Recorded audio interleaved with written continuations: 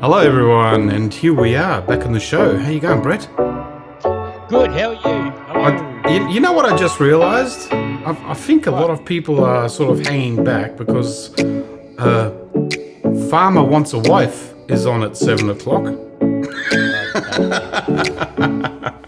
It's the final, so I don't know if people are just going to be not watching us and they're going to be watching that show. Really, guys, please. If that's the case, No. if it's the case, you are not photographers. I think I'd rather watch Days of Our Lives than Farmer Wants a Wife. Well, to be honest, lately, the way the TV is going, I'd rather poke needles in my eyes. How you going, Lauren? How's things? And Riss is here as well. She's. Are you available, Riss? Are you still busy with that conferencing that you're having there? So Brett, what's news? What's been going on? Gee, I'm really pale and white. My white balance is off, I think. I didn't switch my white balance correctly. Doesn't matter, we'll just endure it. I suppose what's been going on, keeping up with the COVID-19 thing, because we've got a photo walk coming up next Sunday, so... How you going, Azza? Sharon is here as well. Terry is here. How you going, guys? Hello. Yeah, good to see everyone here coming in. That's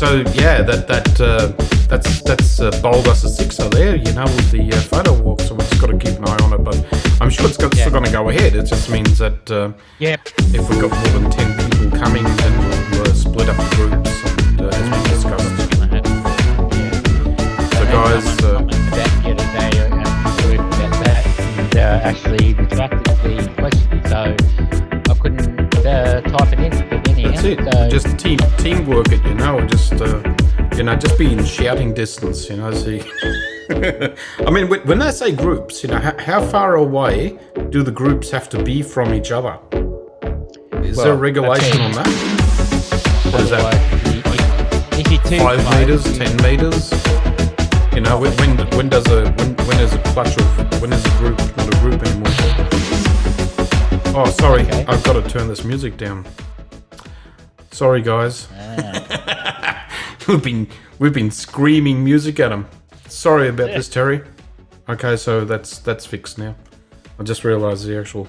See, that's still something that this software that I'm using here. I'm using Ecamm Live, and it's still That's a big problem. I actually wrote to them about this and asked them to see if that can be fixed. So it actually auto switches over and then there's no problems. But so sometimes I got to watch the levels. And guys, speaking of levels, just give us a hoy and let us know if everything is okay now. Yeah, the music should be okay. Brett is too soft. Yeah, but he's soft at heart. I've got the microphone that close to me. It's not bloody funny. I can't really turn this microphone up.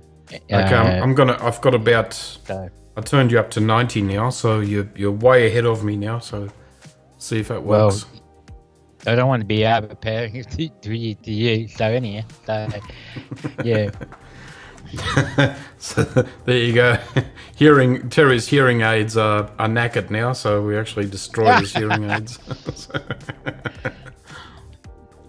Yeah, I'm waiting for my new hearing aids to come, but it's a while off yet.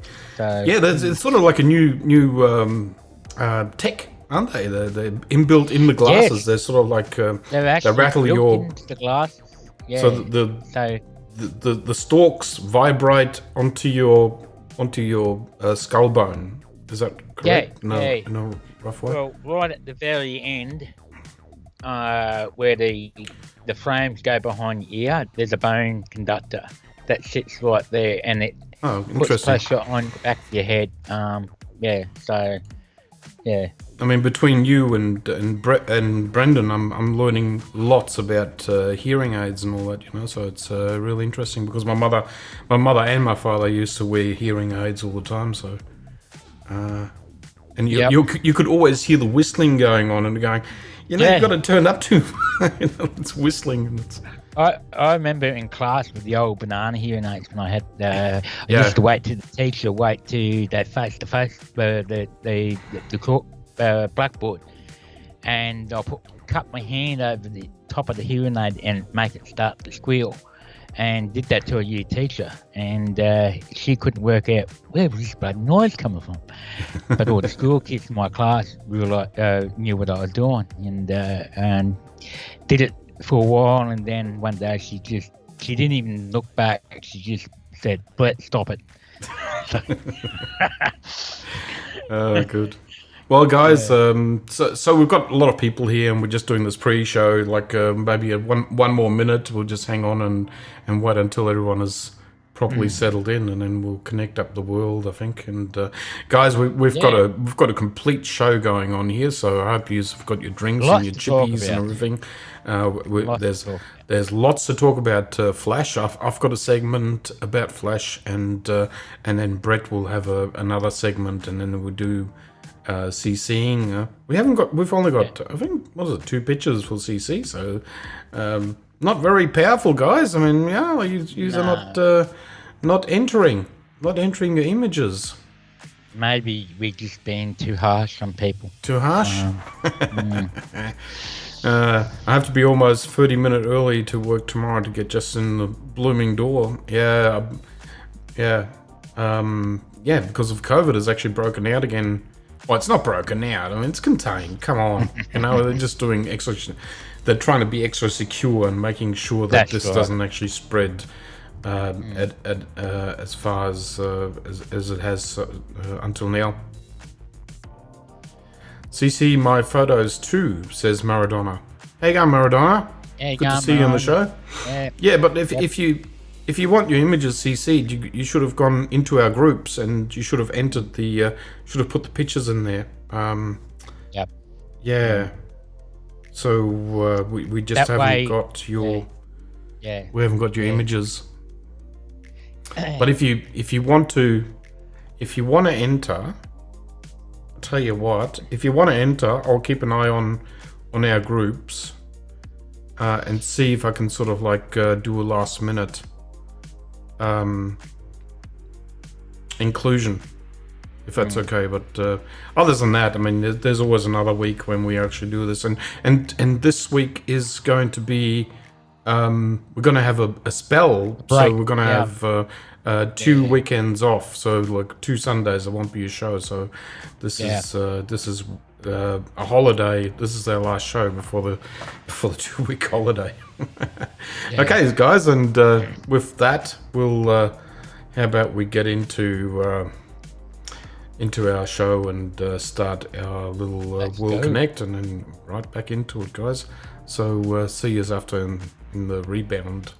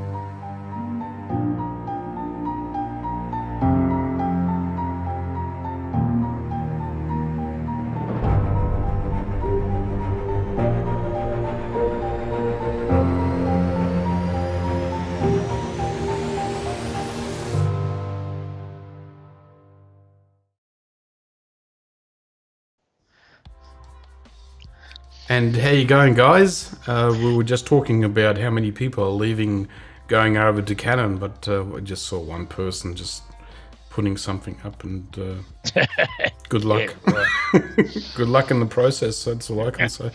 Yeah. Thanks, Maradona. I actually got your 2 pictures, and I'm just in the process of actually including them, and so talk to yourselves. Okay. Now, what we've got, Brett, is we have a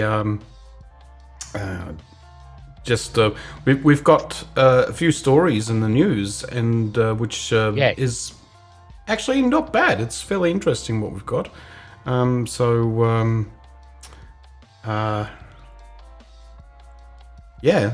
why don't I just begin with the first part, and I would like to say hello to everyone, of course, and Jason has just popped in as well. Sharon, Lauren, Riss. We've got who else have we got here? We've got Maradona here. We've got Sharon. Did I mention Sharon? Terry is here. How you going, Terry? Good to see you. Steve Wag is here as well, and we've got all the usual and the not so usual people, and Azza is here as well. How you going, Azza?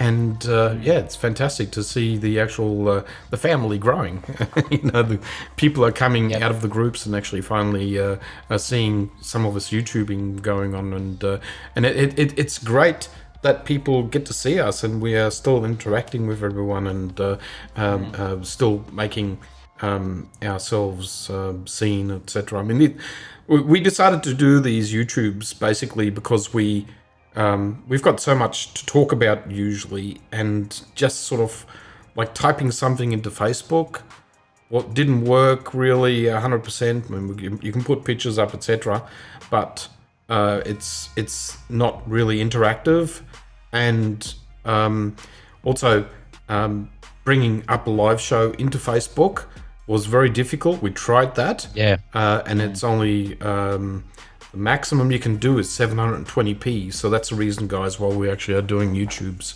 and we're doing it pretty good. You know, it's becoming really professional now. Yeah, it was really delayed. It was just it was a really mess. Delayed. So I'm glad we switched over now and got to this stage now. I mean, it took us a while to sort it all out, but Facebook was never meant to do live. It's not the platform to do it on. So it was the proverbial monster, that's for sure. Okay, so Brett, let me go into the first show. Okay, the first news. Oops! Oh my God! Where did that come from? Guys, excuse me. I need to work out how I can get rid of this cloud. Sorry, that was a glitch. That was not meant to be seen by anyone, but okay. And exactly right. Yeah. Whoops. Okay, now let's remove this. Sorry about that, guys. Okay, so now the news is, of course, and if people haven't heard about this, Canon mysteriously lost images that were uploaded to their website or to their storage cloud, to their cloud. Canon Cloud, Image Canon it's called, and they lost a lot of raw files and images from their customers.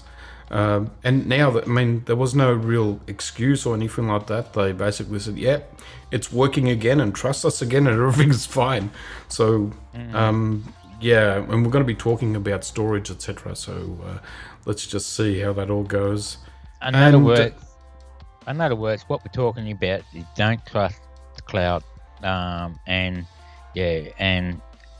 if you go looking into it more further, if you look in the contract or the what do you call it for these other services that you agree to their terms, where they pretty much cover their own asses when something goes wrong, like just what happened. So so I was flabbergasted really when I saw this, and they said, "Oh, look, we lost all." I mean, we always get taught as photographers to do backups and have RAID systems, etc.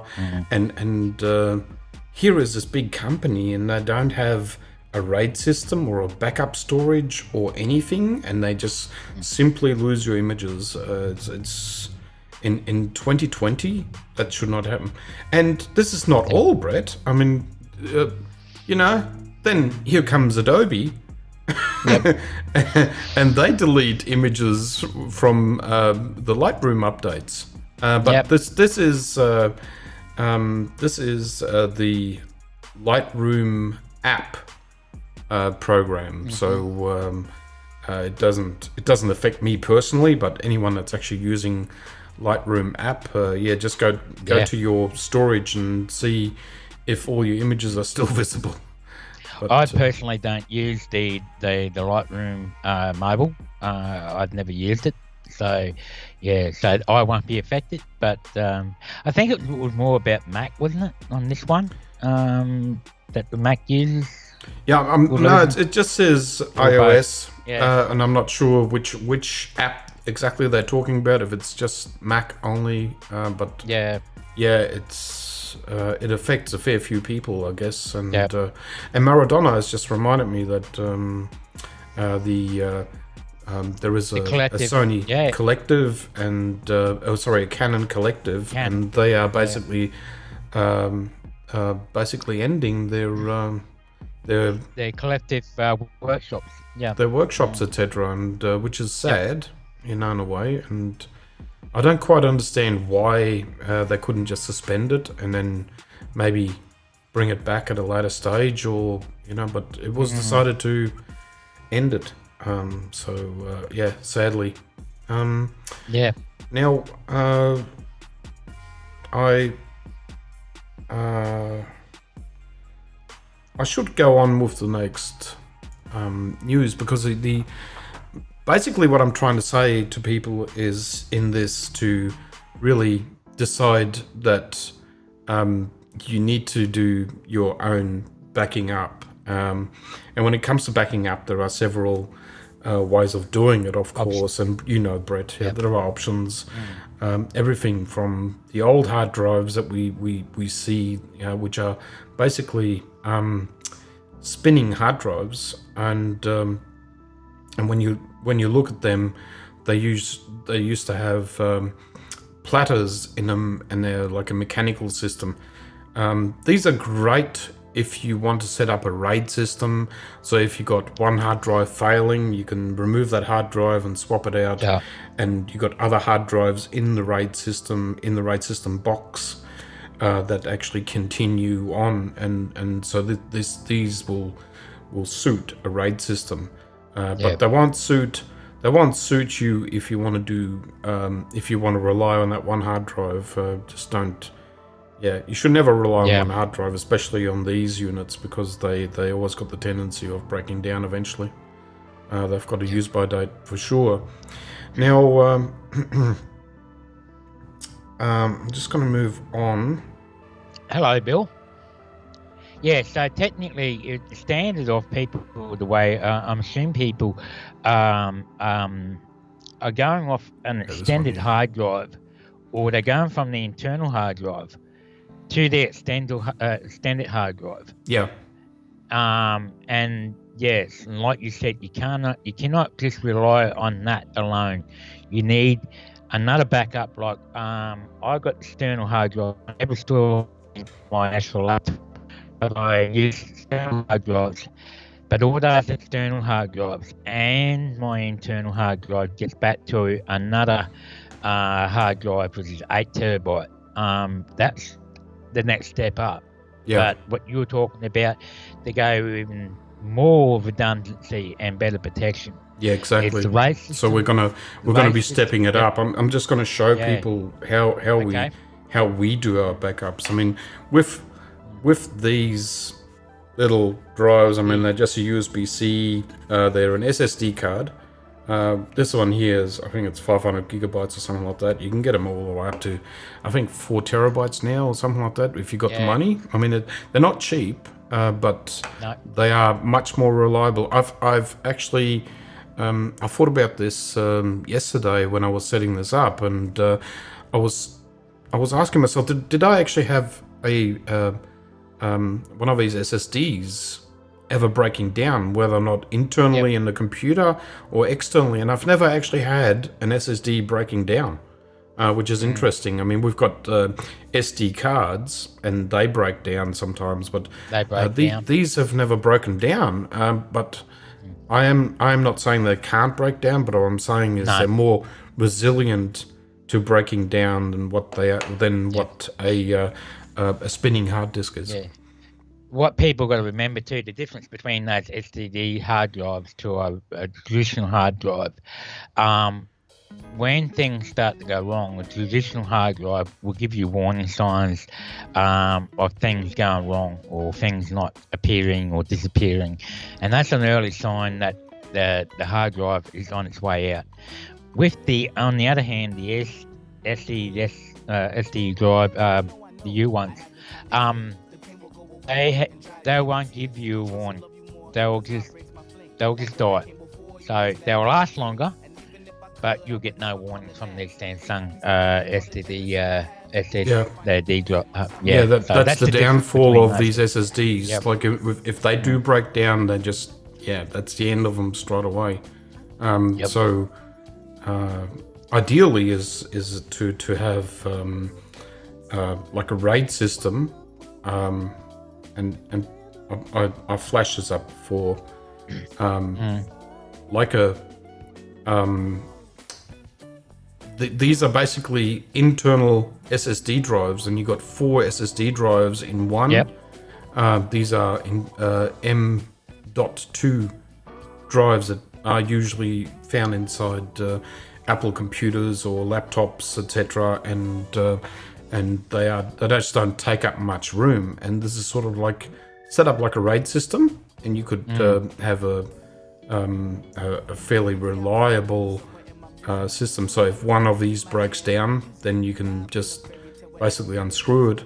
There's a Phillips screw on one end, and you basically undo that screw, and which is just on the right hand side there, and it'll just sort of pop up, and then you unplug that left hand, and it just pops out. So it's fairly user friendly. It's sort of like and very small, compact too. It's very small and compact. It's I mean, when you see the guys just holding it, and I mean, it's barely the size of a hand, not even. It's much smaller than that, and much thinner. So that's a really good idea. And if you don't know, guys, this is roughly what an M.2 card looks like. And you will see the actual the plugins. This is probably the wrong way around, but you can see that the left hand side is there where the screw goes, and the right hand end is where the actual plugs in.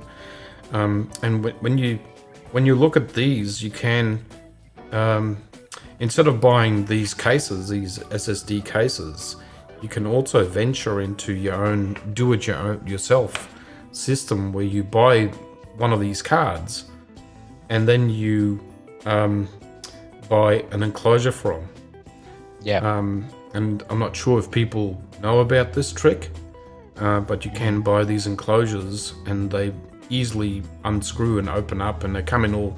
I mean, this one here is Orico or whatever. I'm not going by the name brand really. But there are many manufacturers out there now that actually do these, and they look fairly slick, nice looking units, and you got a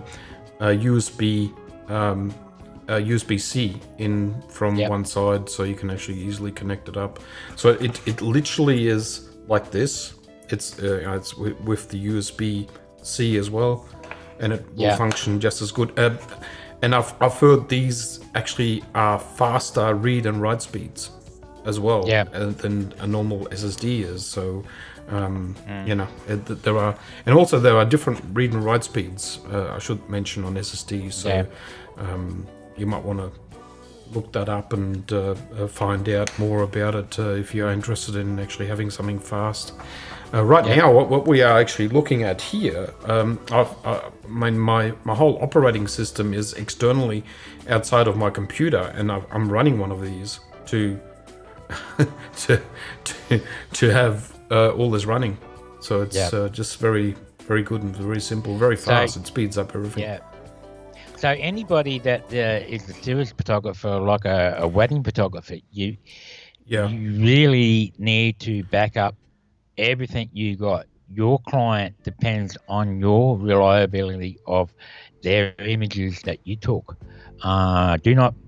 Please don't put them on the cloud. You're going to have to fork out some money on a RAID system, like the one March just put up on the screen now. The RAID system is one of the best systems that you'll get. I'm sure Mark's going to go into more about this in a minute.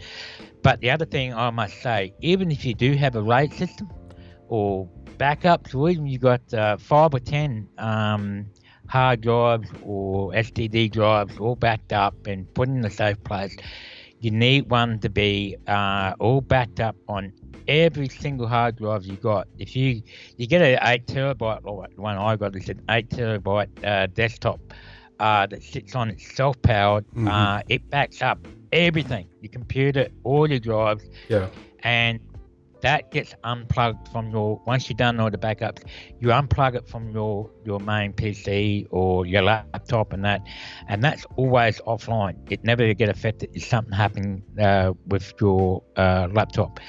Then you make another copy of all of that and put it off-site. Someone that you may know, a friend or a relative, so it's off-site, because if your house gets flooded or burnt down, you have another copy of everything that you got. So I just thought I'd mention all that. So back to you. Yeah. Too right. Now the how you going, Bill? Bill has just popped in as well. Yeah. Now the other thing is also, like, I mean, we're always talking about the 3 stages of backing up, where you take your SD card out of your camera and then you back it up to your hard drive, and then you back it up to your another hard drive. So you got the 2 backups, and then you back up to the cloud maybe, or so it is actually not in your house, just in case the house burns down. Your images are not in one place. So they are perpetual, and you can not lose them. So you always have to think about these things, especially if you're a professional and you've got you've got customers as well, that you have to take care of, and you've got to be professional at saving their images for them. And again, this is another RAID system. This is the Synology, and it's this is a 6 hard drive unit. These units are never really cheap, and they come with like wireless backup. You can connect them to the network that they are actually set and forget, more or less. If one of them fails, it will signal out that one of the hard drives has failed, and then you just pull out that cassette, swap it out, and you don't have to do anything. You just basically let the unit do its own thing. You haven't lost anything, basically, just because of the RAID system that they implement. And there are different RAIDs. I should mention, you got RAID 1, RAID 3 and 6 and 7, or something like that. So, I mean, if anyone wants to know something about RAID, you can look it up and find out more about it. But usually these boxes are already set as a RAID system, or what you have to do is just include the hard drives into it, and it's up and running. There's not much to them. They basically do all the heavy lifting for you, but again, they're not cheap. And you can get like a 2 hard drive or a 10 hard drive or whatever else you want, and it will. How you going, Gilbert? Gilbert has come in as well, so it's interesting. And as I just said, Mark just put a couple of photos on the Facebook page for CC. If you have time, oh God, has it? Okay, I'll try and drag them over, and we'll see how we go time-wise. Now, I will move on, Brett.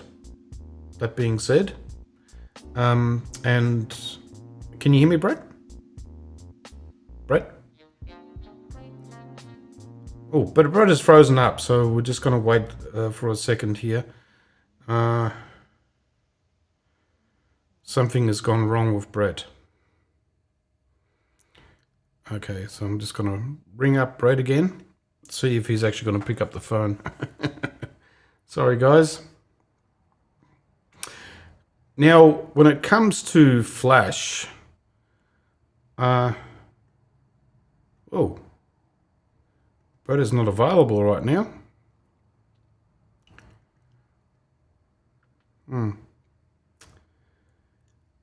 Yep. Okay. So what I will do is I'll just steam right ahead. I can continue this.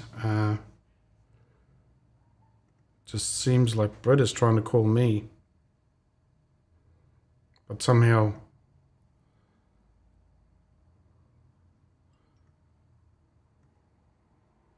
Try and give me another call, Brett, if you can. There you go.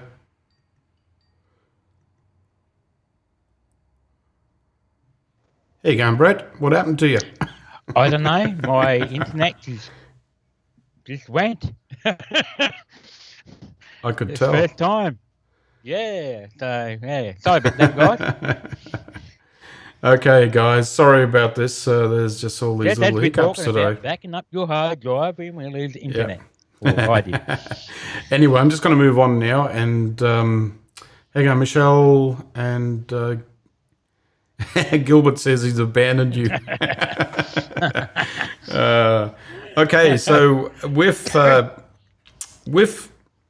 strobing and flash, there are a few certain things that people have to remember, Brett, and I'm sure that I'm going to do the segment, and then Brett is going to do another segment. But I'm more talking about the setup on a Sony camera, and in order for me to demonstrate this, I'm going to switch over to the settings and all that, and we're just gonna go through this. So when coming over from, say, DSLR to a mirrorless camera,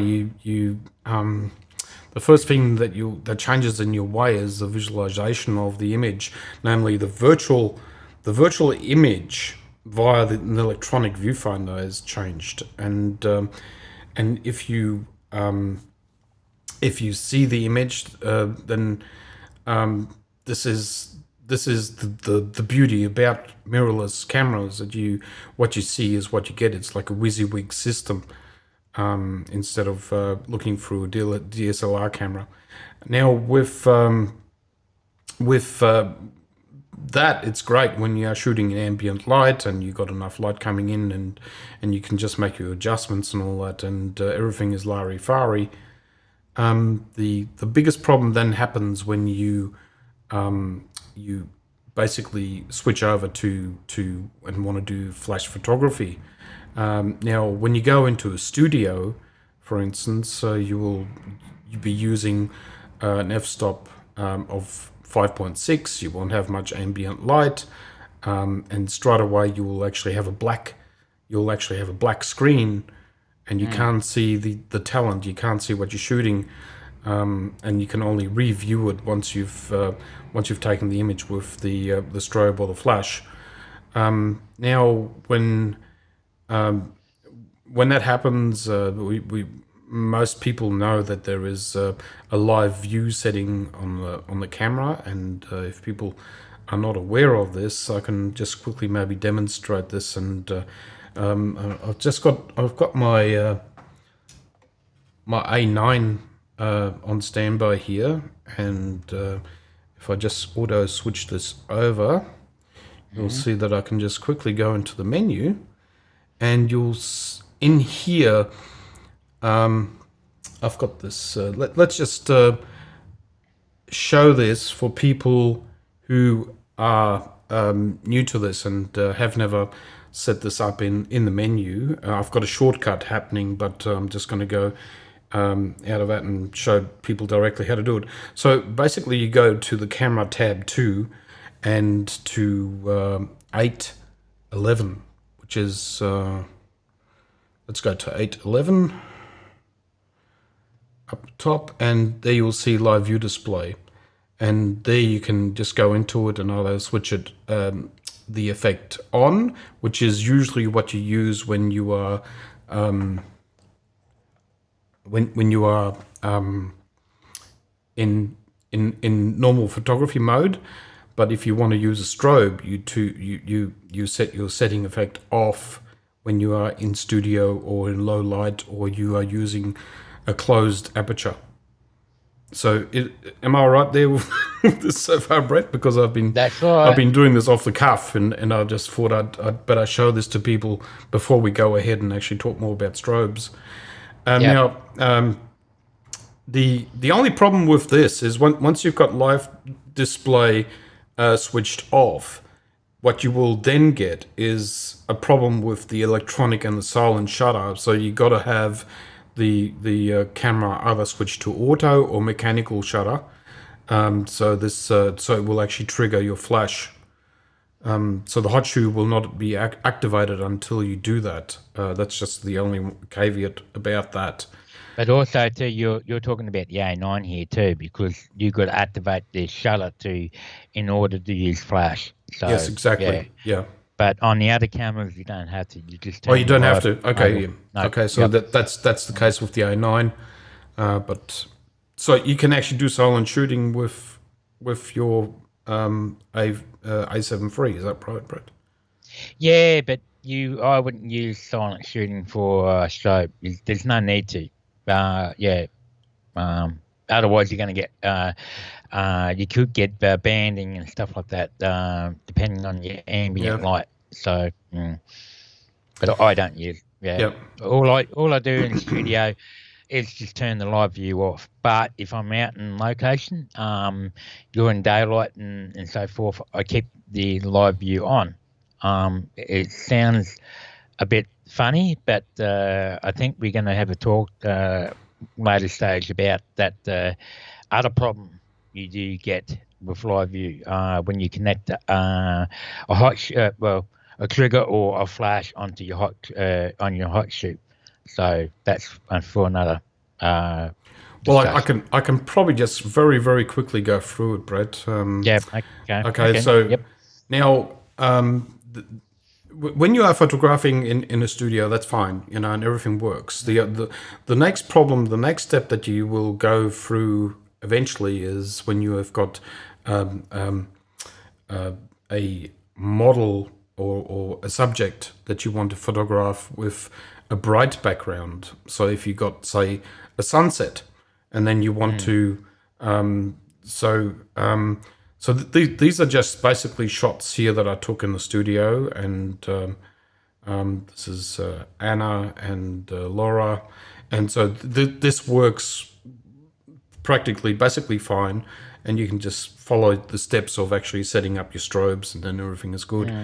Now, when you go to the beach, and then you have a problem such as this, and the biggest issue here is then that you've got a silhouette, and a lot of people have shot this before with their iPhones and all that, because there's no other way of doing it unless you blow out a flash onto the talent, and then the background is black, so you only got the two choices. The exposure, in order to get a balance, there are certain things that you need to do. And I'll just show you what a good exposure looks like. This is a better exposure. And again, I'll just show you another bad one. That's a bad exposure. And this is a better exposure. So in order for us to actually overcome the light in the background and to actually have the talent lit up as well in proper balance, there is a problem with mirrorless cameras.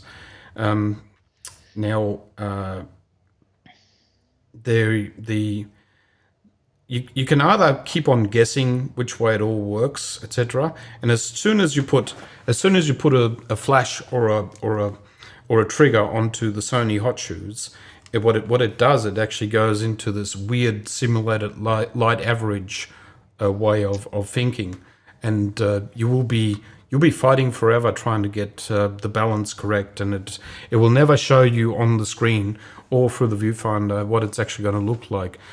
So your end result will vary constantly. So you will always be fighting the background with the foreground, and it's terrible. Now there are 3 ways to fix this.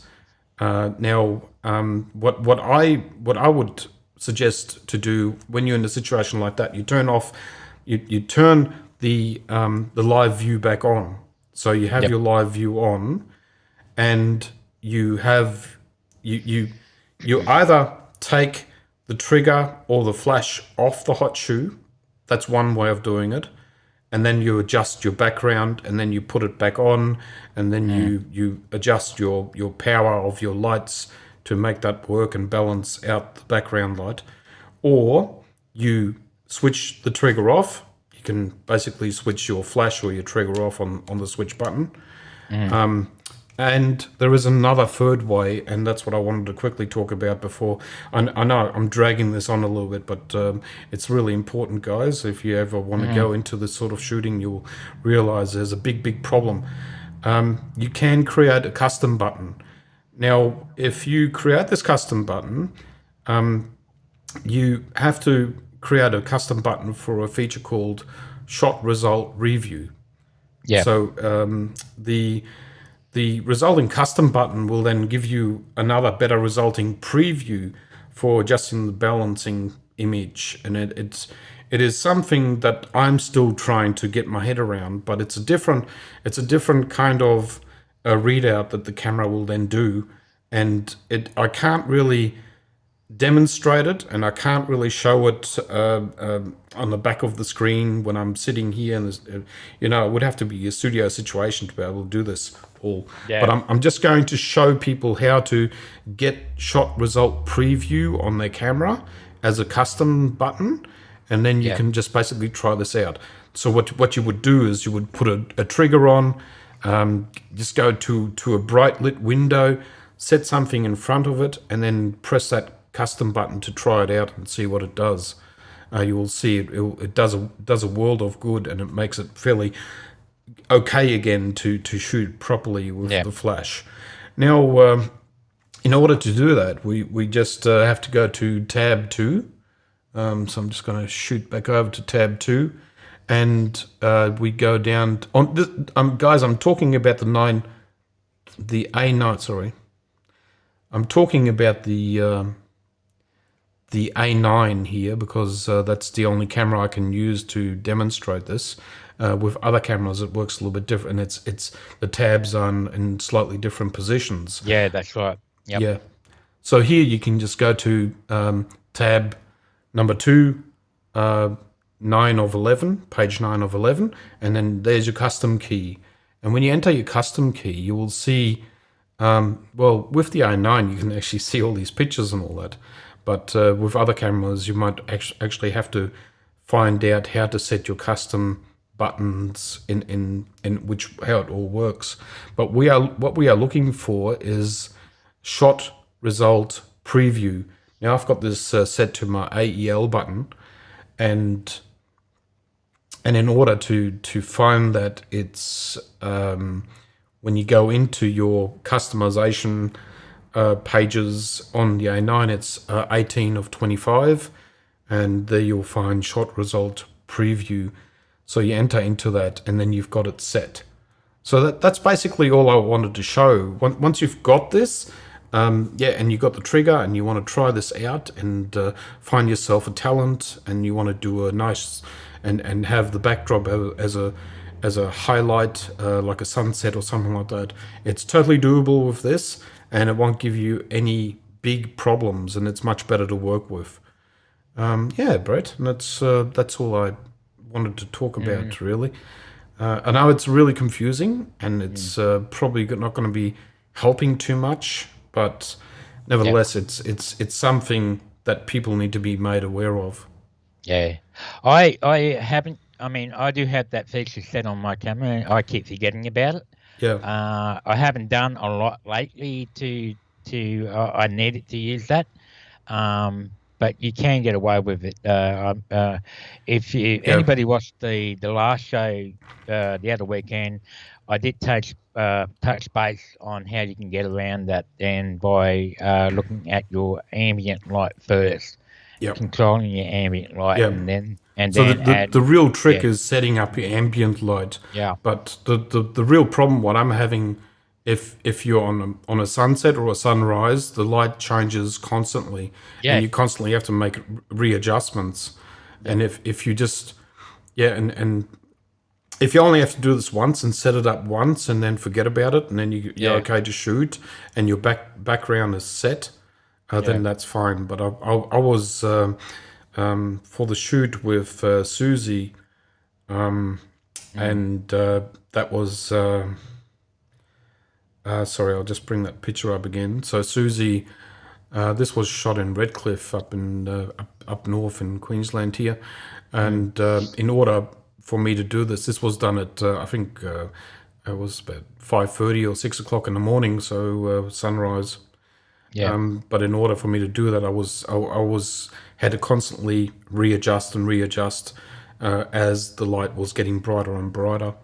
So just a little thing, guys, and so we'll just hop on. Is that okay, Brett? Not a problem. Yeah, I don't want to dwell on it too long because I don't want to sound boring and.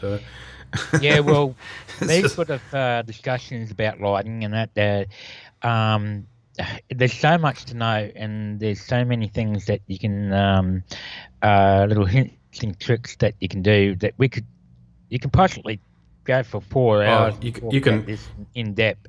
But when it comes to light and flash and strobing, you can talk about this for hours and hours, and this is really useful, says Gilbert, and I hope that helps a little bit, Gilbert. Dedicated button, works pretty well. Yeah, so Gilbert knows all about it. Gilbert would understand that too because he uses a lot of flash and that too. So and he'll be used to it now and knows what to do. So for others that they're sort of starting off, this is going to be a bit of a headache. So so Sharon said goodbye. So she's quite buggered and had to do some dressage judging. Interesting. Yeah. Horses. I noticed our show was like 5 minutes delay here, so I'm seeing all the pictures and stuff that get a few minutes ago. So, but anyhow. Oh, so what, are we on delay or something, Brad? Well, I'm delayed. Maybe I need to refresh or something like that. But anyhow, I don't know. So. Okay, I'm sorry about that. Right. Yeah. Okay, so let's go over to the next news story because you've got a screen share to do as well, Brett, eventually, so we're just going to speed it up a little bit. And ladies and gentlemen, and especially ladies, we have got Alpha Female Plus to talk about. And as you can see here on this website, this is the alphauniverse.com. They are basically setting up grant programs for females, and you can apply on their website. And it sounds very, very tasty and very interesting. And when you think about COVID and today's money, when you hear about a $5,000 grant, it really sounds interesting. And a lot of women should jump on it and take. I have a funny feeling this is an American program. It's an American program, but I think it's an international. Okay. It's for international people, from what I understand. Right. Yeah. There you go. But I could be wrong. But it does not say anything about that you cannot come in from overseas. Yeah. Well, that's good. Unless I've overlooked it. Yeah. and then I'll be profoundly sorry about all this. The case. I hope that's the case. Yeah. Because really, if you really think about it, photography, it doesn't matter what camera model that people use. It's more male dominant world, and it's fantastic. It's fantastic to see more females joining in, and as Sony's doing with the advocates too. We're hoping to get more females on board and that as well. So I'm really hoping that a lot more females actually, like show their craft, because they're but a lot of females are just absolutely amazing with the photography, and they're totally capable, and there is no reason why they are ever left out of anything like this, at all, in any craft, and they flourish as artists, and I hope they do well. Yep. Yeah. And by the way, I have corrected the delay. I refreshed the page, and somehow it was stuck between 10 minutes. Life goes on. Wow. But anyhow, it's our first major hiccup for my end for a long time. So anyhow, no, that's all right. We'll get on with it. Okay, so and also while I'm on this screen, and you would have seen the header already. Now Sony has launched a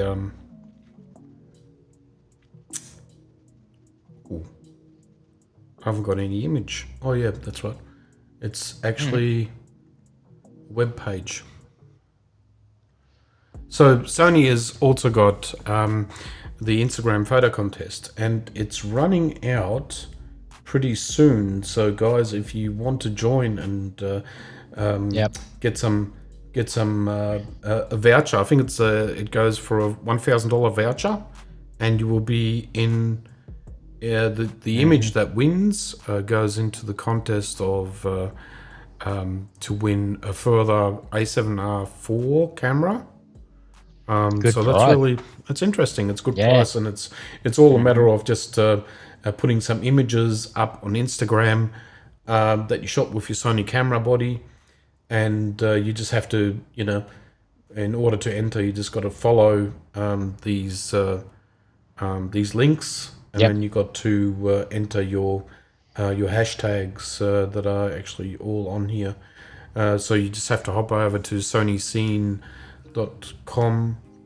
sonyanz.com, and have a look at that, and see what it's all about. And just remember that it ends on the 31st of August, so you've only got something like was it seven odd days or something like that to do it. So really interesting, and ladies, participate. Don't be concerned. If you apply to these things, that you're going to be involved in other things that you're not, that's out of your comfort zone or whatever. It's not like an advocacy or an artisan sort of criteria.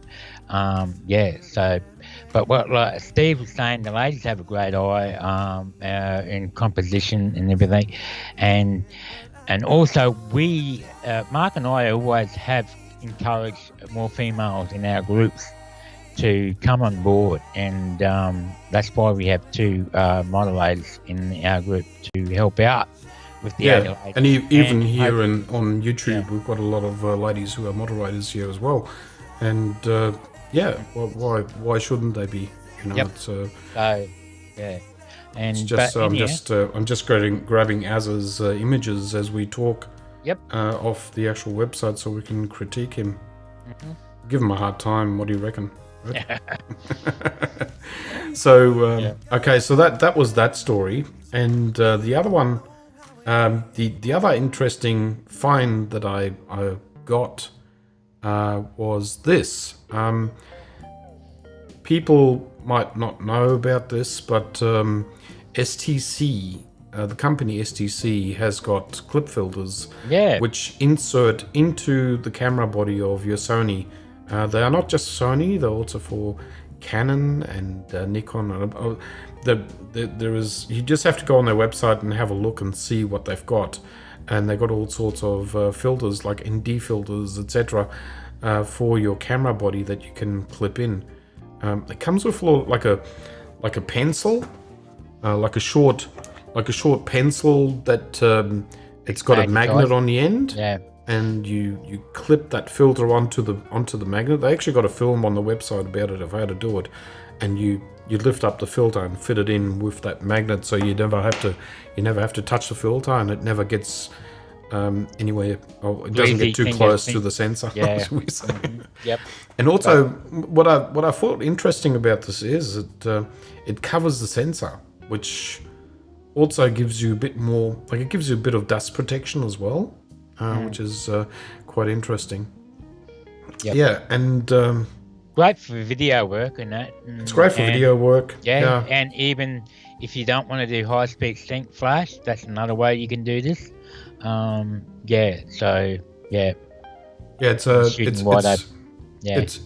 really good. It's just I'm not 100% sure of the quality of the filters. Like. But I think it's glass. I'm not 100% sure exactly Apparently what it is. It is, yes. Yeah. So it's very, very fine glass, and just I'm just going to throw up a few more images here so people can see it. So the actual, I think you can buy these glass panels and you can insert them into that frame, so it actually unclips and comes out. They brought out a used system too. I heard that when the R4 came out, it was a total different. They changed a lot inside around the sensor, so they had to make a used set of these ones for the R4. So as you can see, there you can get the glass and change. Actually, who was it? The guy that does Godox gear. Robert Hall. Robert Hall, yeah. He was saying that you can swap the glass out and put it in these frames and that, but he thought that that was a bit ridiculous because that'd be, too time consuming and that. So I would just leave whatever ND filters that you would normally use and have their own frames, and then you just swap the frames without touching the glass. So yeah, I mean, I could see this being handy for, like, if you've got bigger glass, like the 200 to 600 that's up there. I mean, that's a what is it, a 90? I think the filter diameter is, I think, 92 mil or something like that. So it's a very expensive filter if you want to fit a filter onto it.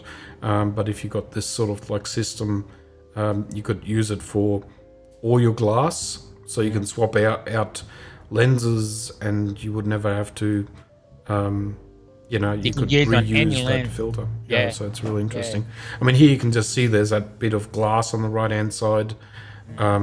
It comes with this stick, whatever you want to call it. I think one end is a magnet, and then when you unscrew it, you screw it out, and it's got like a screwdriver on it. So you got these two screws that you undo on the frame, and then it sort of like opens up, and then you can put that glass into it. So it's a bit tedious, but I guess once you got the glass in and you don't want to swap it out anymore, or you can buy multiple frames maybe, and then so just an interesting concept, and it. So there's a few more images of what it actually looks like. I think this is on a Canon camera body. So yeah, just a bit of interesting stuff. And there's the guy actually, the person is sort of like swapping out the glass, and you can see that stick and the screwdriver and all that, and how it all works there. Yep. Yeah. Yeah. Just overall interesting thing. Yep. Okay, Brett. Next story.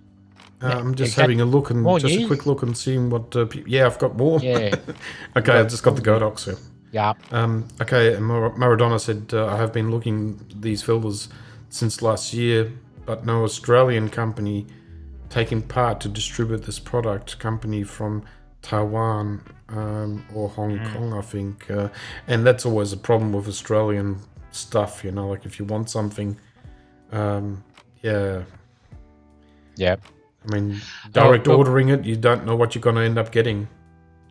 I'd like to see more motivations and companies in Australia doing stuff like this. But it does come down to the final reproduction and mass manufacturing to make these cheap enough as well. As the same thing happens all the time. We always find that if a company's invented a useful product and all that, they've always had trouble finding someone that can mass produce the product and at a cheaper rate without having the price go up to the buyers. That's the problem, and that's why you'll see overseas like China, Taiwan, Vietnam, Japan, not so much Japan, but all of those areas are offering manufacturing cheaper. So and it's the same thing applies to cars, fridges, microwaves, TVs, all that. So yeah, there's always been the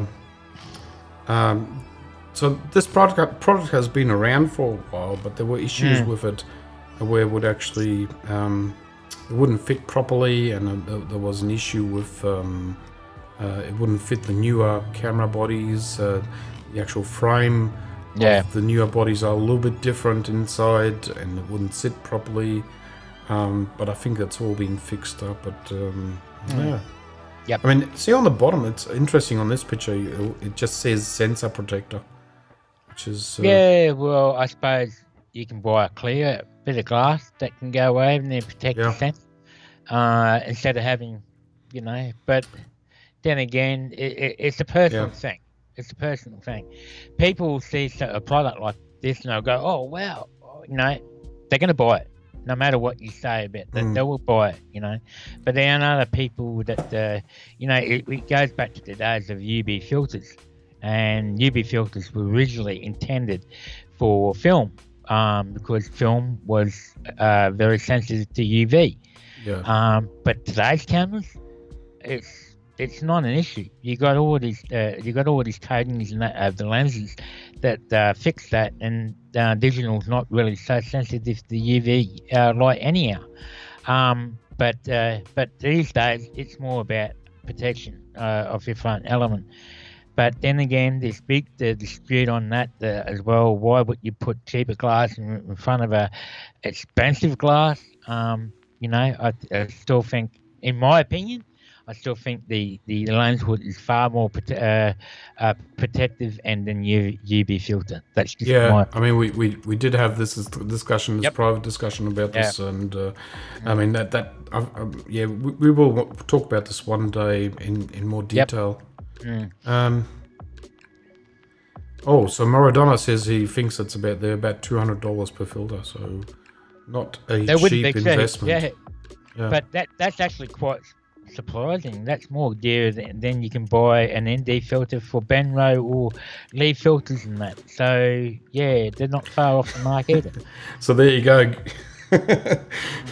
Gilbert has touched a sensitive nerve, you know, like should you have a filter or a UV filter on your lens or should you not? And look, I've seen a lot of people scratching up their front lenses and not having a UV filter on it, and it's expensive. But I don't know how they do it, you know, unless they're not using their lens cap and putting the lens cap on their bag when they close it up. I know a lot of people have always got they always want to put the lens cap, you know, upside. Oh, sorry, not lens cap, but the actual lens hood.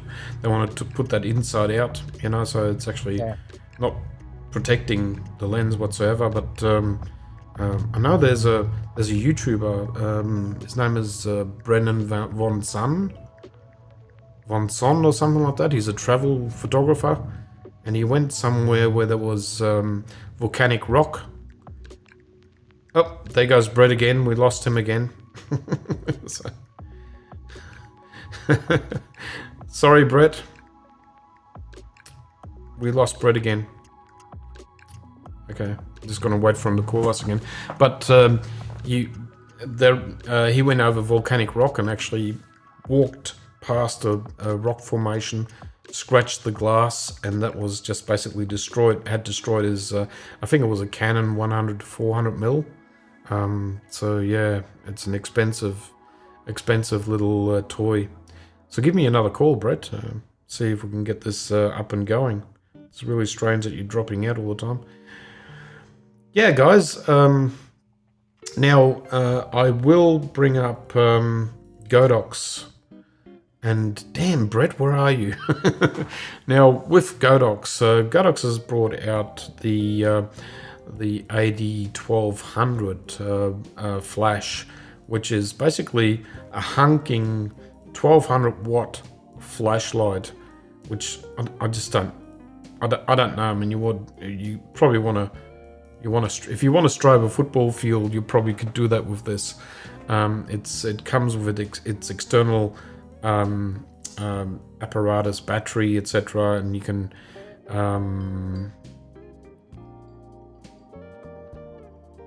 There you go. Brett's back again. I'm back. There you go, Brett. What's happening there?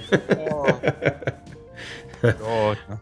Anyway, I'm just talking about the Godox here, Brett. So, and with the Godox, it has got now a ring flash. Would you believe it? And you can connect that up to the battery drive, and then it comes with a bracket that you put underneath on your tripod mount. You screw that onto your tripod mount of the camera, and you will see it on this. But I mean, when I look at the cost here, I mean, this is US money, right? This is $1,599 plus $449. It's expensive, but when you talk about other companies that have got something similar, then this starts to sound downright cheap. Yep. But this is basically an attachment, and it almost looks like, when I first saw this, Brett, I was betting on it that it would clamp onto the lens, but then I had a closer look, and it has got a bracket that goes from the strobe underneath unit down to the bottom of the camera and screws on. So yeah, it's something interesting. Always new toys. You know, if people want to invest, go ahead and go crazy. And Gilbert says, nice studio light. If you've got a big studio, it'd be fantastic. It'd be a fantastic studio light, because ring lights are very beautiful. They can shape and define faces and that very well. But that is big and bulky with a big cord, heavy duty cord connected to it, because you got to remember, this is 1200 watts. So it's not going to be light. I don't know what other companies got anything similar to this. And like Gilbert said, that's cheap compared to the competition. You know, Broncolor. Yeah, like Broncolor would have something like this. Broncolor is 4 times more dear. Yeah, I mean, you'd be talking about $4,000 or $5,000 or more for this. Yep. So, but again, you know, like when it comes to Godox, you got this limited warranty problem. You know, where I mean, now B&H, etc., overseas, they are taking up and even here in Australia, you can get a 1-year warranty on them, or you can send it back into repair. From what I understand, there is some sort of backup happening now, which never was there, but it's gotten better with Godox. I've never really had to return anything that I've bought, and I do use some Godox products. Yep. Yeah, so do I. Yeah, I mean, this is just a hunking setup, you know, like, I mean, if someone needs the power, and Robert Hall was just talking about having, what did he want to shoot? A kite surfer? or something like that. And he wanted to strobe him. A skier. A skier. He wanted a real powerful reflector that could shoot obviously 5 meters, 10 meters away from the boat to and get a bit like a spotlight on the subject. But I did watch that. But it's sort of like it's. This is not on my wish list. I can't think of using it. I mean, I've got 8600s here that I use, and I'm quite happy with the 600 watt power. But if people feel the need for power, go for it. But just remember, guys, this is actually not. This is only the attachment part for the strobe. So you need to basically purchase the AD 1200 Pro, and then you buy this on top of it. So you're talking about over $2,000 US, which is I don't know, $3,500 or $4,000 here in Australia. That's right. So that's a very big consideration. But if someone wants to give it to me as a Christmas present, I'll be I'll be ready in 3 months' time. Trust me. And like Gilbert said, Godox distribution. If you go off a retailer that distribute Godox, and they're actually licensed to, well, not licensed, but anyhow, but you'll get warranty through those retailers anyhow. So if you go through, Amazon or eBay, and that, you may not have that same warranty you would get through a retailer. So yeah. I mean, like Gilbert said, and also Bill. How you going, Bill? How's Melbourne? You're still in lockdown too, aren't you? I mean, we've just got it sort of upheavaling on us here as well. We've got 9 new cases. So, and he just said, I suppose it'd be also used for lower power, and then you can basically set it at 600 watt or something like that, and just have a fast recycle time. Yeah, which could be interesting as well. Yeah, you're right. Lockdown and freezing wet weather, he says. We're still in t-shirt, we're still t-shirt weather here. I mean, we had 28 degrees the other day, so that was interesting. Yeah. 3 more weeks, says Lauren. So both Lauren and Bill are in lockdown at the moment with the COVID virus down in Victoria because of Australia. Australia's states have all got different levels of lockdowns.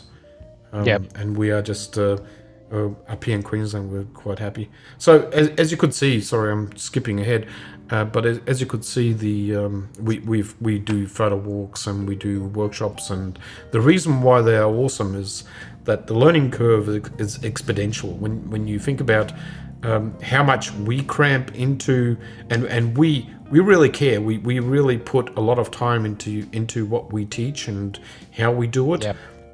And again, you can see that we do all sorts of stuff. We do macro work, we do fashion shooting, we do studio lighting, we do occasion shooting as well, and we do botanical work and landscape day trips, you name it. But right now, with the COVID out, who knows what's happening? But you can always personally contact us. And we do one-on-ones at the moment. We're doing one-on-ones. Brett, we have got a photo walk happening. This is next weekend, which is Sunday. Yeah. People in our groups will probably already know about that, and it's been advertised left, right, and centre. Talk about our Facebooks. With Facebook groups, we are administrators of Photographers Collective and moderators as well. So I'm moderator for the Brisbane Sony Alpha Brisbane group, and Brett is the admin there, and I'm the admin for Photographers Collective, and Brett is a moderator there. So we sort of like go hand in hand all the time. we're like school kid friends, right? Gilbert, we'll see you. Thanks for joining us, and and we'll see you next time, mate. Yep, thank you. No problems, Gilbert. Enjoy yourself, and thank you very much for dropping in and seeing us. Yeah. What's this? 3021. I missed something there. Oh, they were talking about the lockdown may go to 21 from Melbourne. 3,000. Yeah. Oh, is this a year, Lauren? Is this 3021? Yeah. Thank you very much, Gilbert. I'll be missing this walk, says Riz. So Riz is going to be not coming. So, well, sadly, but there's always another time. No problems. Okay, Brett, and now I'm just going to switch over to your screen share. Finally. I'm not quite sure if I'm going to do a screen share because, as you saw, I've lost internet twice. I don't know what's going on. Okay. So, otherwise, all I was going to talk about was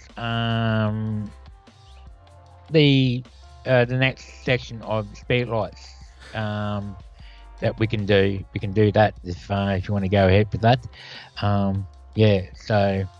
So it's up to you if you want to risk it or if you want to just leave it for another week or.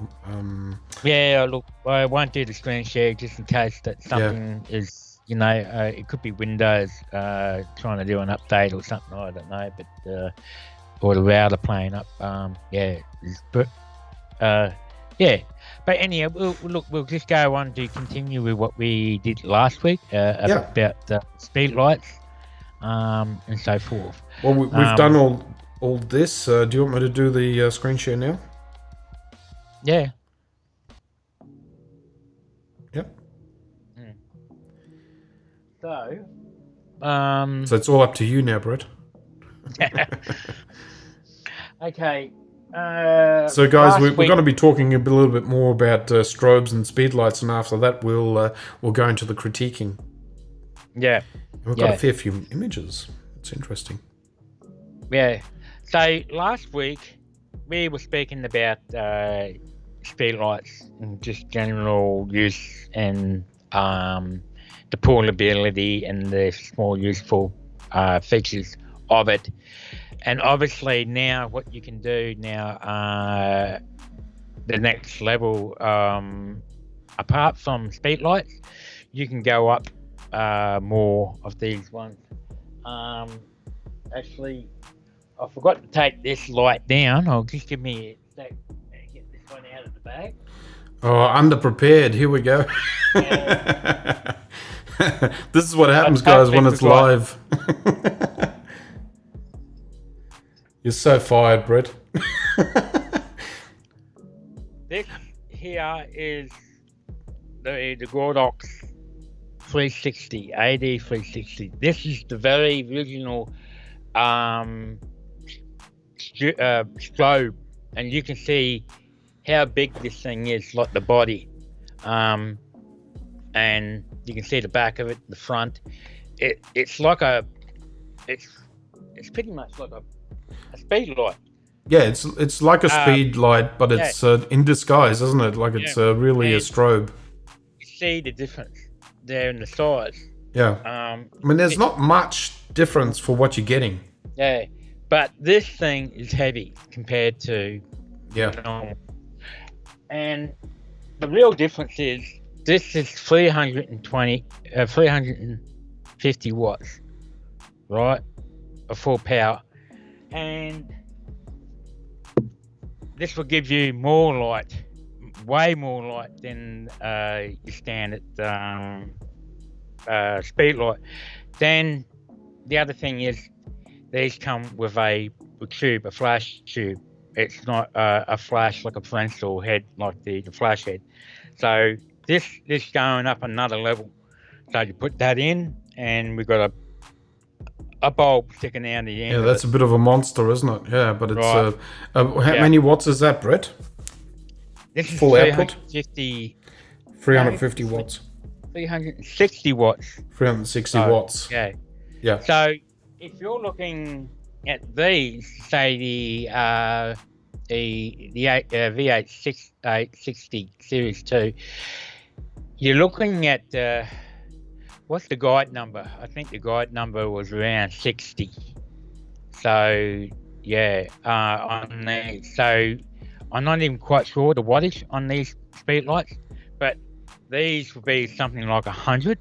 The the 360 would be, and you're talking about your bigger ones, the AD600 up the back here. This one, which is a studio but portable. This is the portable series though, but you can use it for studio location. So that's 600 watts. So you're getting what about? I think it's still about, the guide number would be about a bit over 100. They're talking ISO or something like that, I think. The guide numbers. Yeah. So it's. I mean, if you really want to overpower the sun or something like that, I mean, at 600 watt, it's totally doable. You can get away. You will be able to do it. So you can actually go outdoors and almost. I mean, you can shoot any situation. You can shoot one model any situation with the AD600. I mean, there is also the AD400 Pro that Godox has got out, which is, like it's been, people tend to go for that as well, because it's not such a big hunk. And they can still get away with the 400 watt. Yeah. As a mate said, so what's the difference between a speed light and a strobe light? It's more power output. Yes. It's more advanced. I mean, bigger than a speed light flash. They're generally more robust and more quality made, but it's generally the power and bigger. And you also got a bare bulb on a strobe, and you have and you don't have something like a strobe that's got a Fresnel top on it.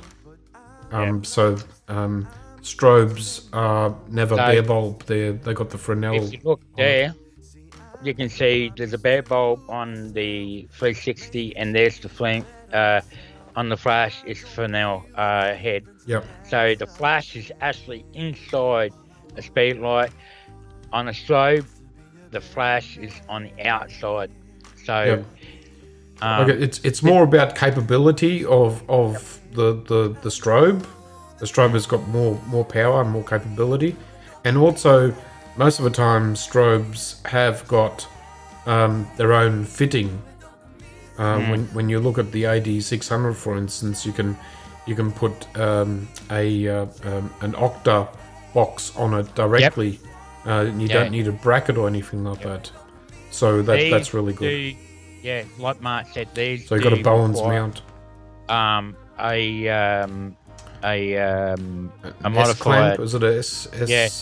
There's an S-clamp that would fit this particular one, or your speed lights. And you can put your beauty dish or your soft boxes or your Octa boxes and that over that, because the idea of the flash, they spread the light all round 180 degrees all the way around as well, where the flash can only do so much facing forward. It's pushing light out, where these will be total all around and give you better even light going out of your softbox and stuff. Terry just asked me about power supply. Well, this one runs off a battery. I'll show you.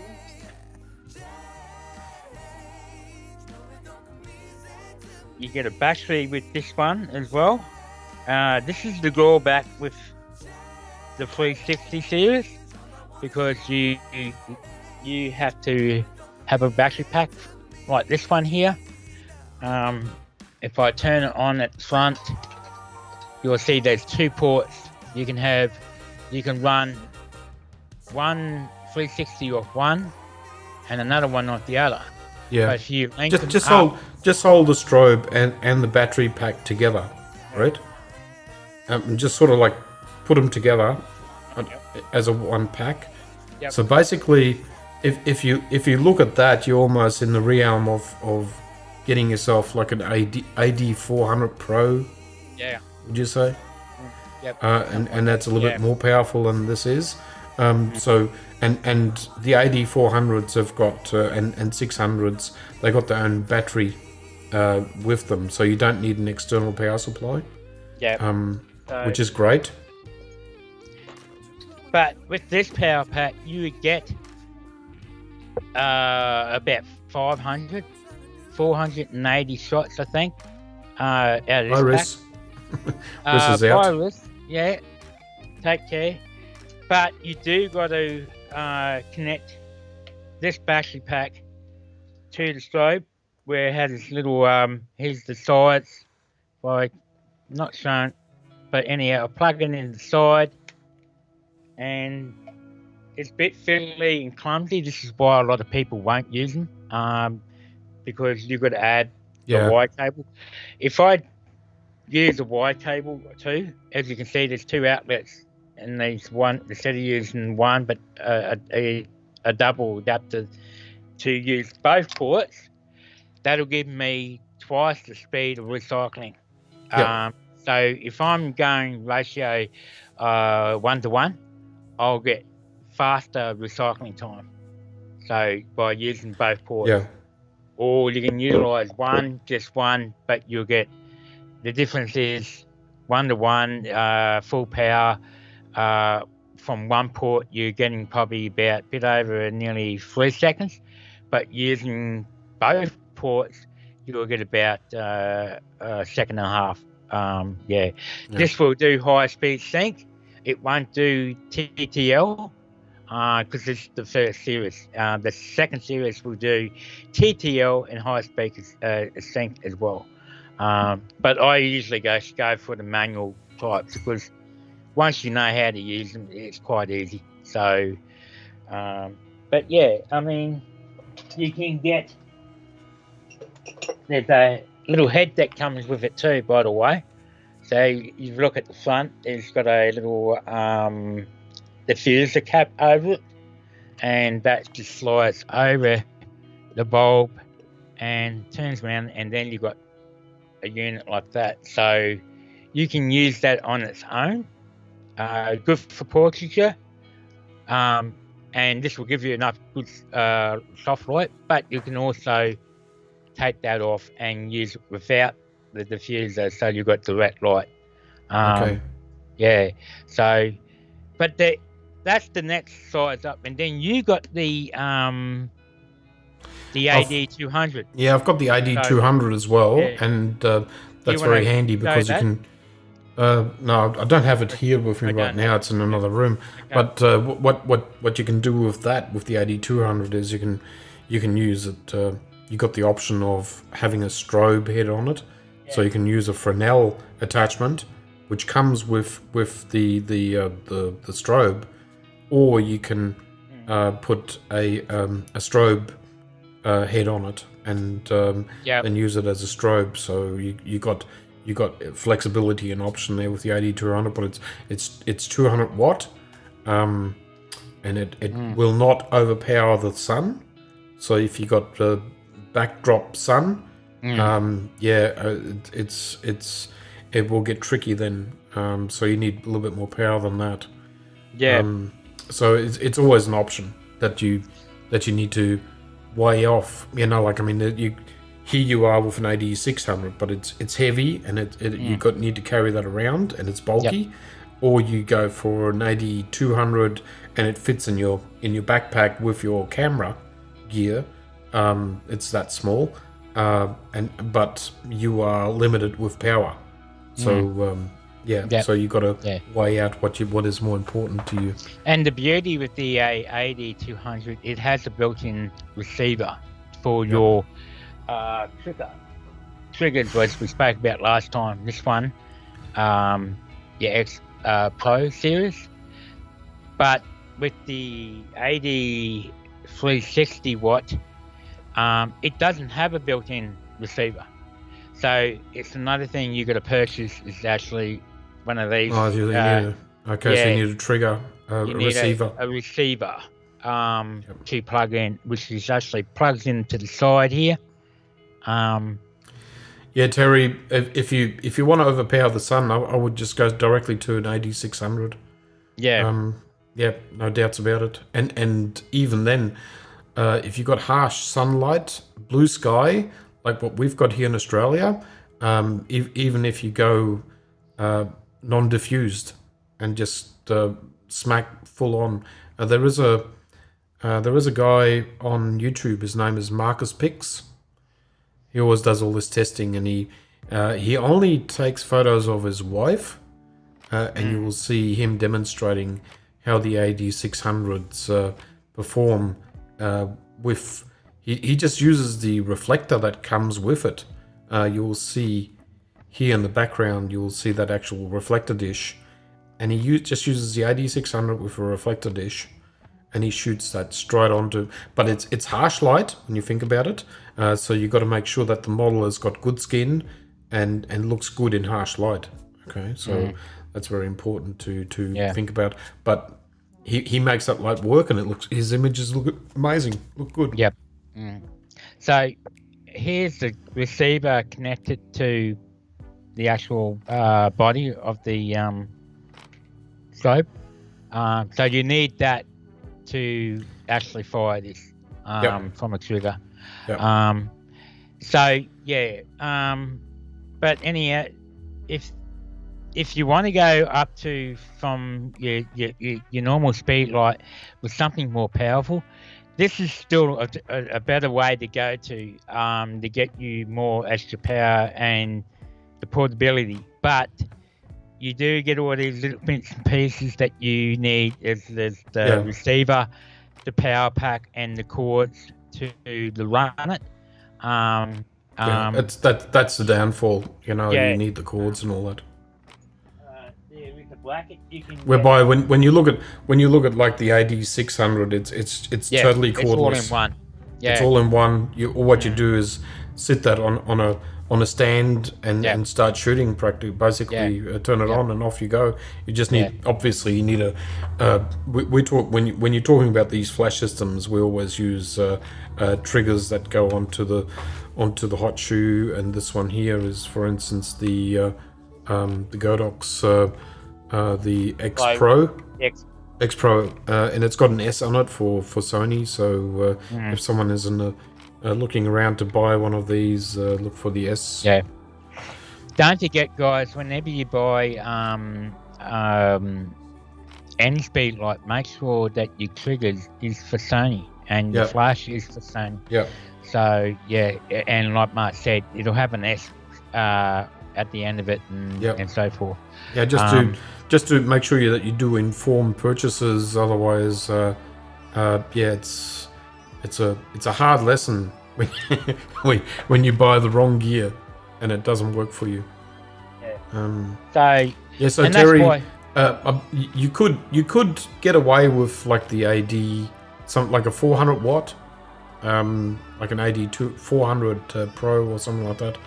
It doesn't need to be Godox, obviously, but we're talking about like the Godox range is good. It works, and they're very, very cheap for what you are getting. If you've got money to spend, or if you want to go the pro photo way, or if you want to go broncolor, they'll they'll help you out, but it's a lot more money. You're almost doubling your cost, or tripling and quadrupling your cost. So it really depends. But when it comes to reliability and serviceability, obviously Profoto and people like Broncolor have got are way ahead of you. They'll look after the customers. Yeah. So in this segment, we just basically covered how we've gone from flash to strobe, to the smallest size strobes before you start going in the AD 600. They're definitely lead on its own. So, but as we also said too, now that Godox has an AD 400 and an AD 300 now, that's Pro they've released in the mix as well. Yeah, the AD300 is it almost looks like a it's B. The newest one. Yeah. Yeah, like a B1, a B10 or sorry, Yeah. A10. Yeah. Yeah, or B10 or A10. Yeah, I think it's A10. You got the A1 and then you got the A10, and Jason just mentioned that he's got the B10 Pro and A1X and never used them. Well, you should use them, like find a talent and just bang them out and go for it, because it's it's really important to show off your craft, and it's just finding that balancing act when it works. When you get strobe to work and you see the images, they really pop, and you'll be going, wow, like, why didn't I start doing this earlier? It really correct. is that much better, Yeah. But again, I've seen images done with ambient light, and they work okay as well. So, but once you know how to work with light, you got more options. Yep. Yeah. So, and look, if you didn't want to go up to the that sort of strobe, you might jump into the 200 or the 300 or the 400 without going all the way up to 600. But say you could go into buy two AD 200s and put them together. Yep. And then you got the double output. It is just. I mean, you got two strobes. But it will cost you more than the one big strobe. Yeah, that's right. But then again, you can separate the two strobes and create more. Yeah. So it's. I mean, it really depends on where you want to take your work, or how you want to expand your work and what you actually want to do, what you want to achieve.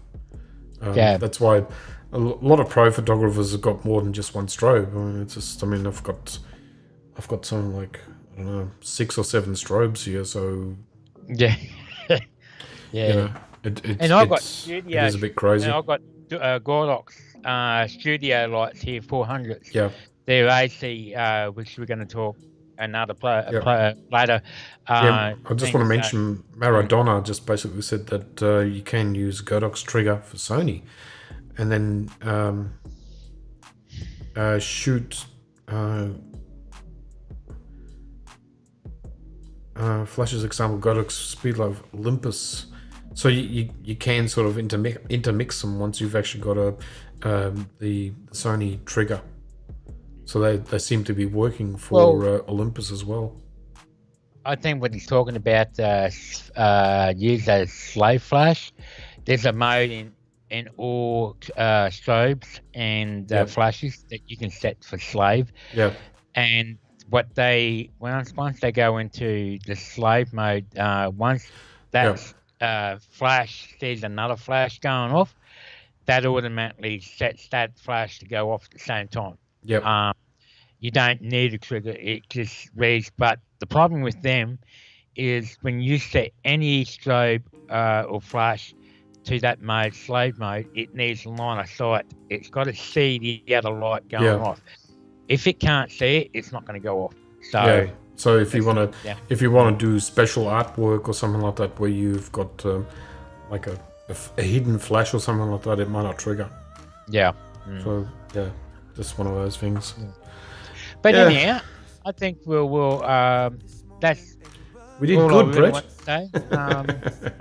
I mean, like, look, because this is a live show, we've got to sort of cram all this in and trying to make it easy to say to you and to everybody, things about all this. So it's impossible to talk about everything on a live show. Yeah. But we just thought, we'll introduce you to the like we did last week, the speed light first, and then show the next stage from there. Yeah. So we're just sort of stepping it up as we go. Yeah. And next show we'll do it is 600 and probably studio or later on to the studio as well. And then you might go into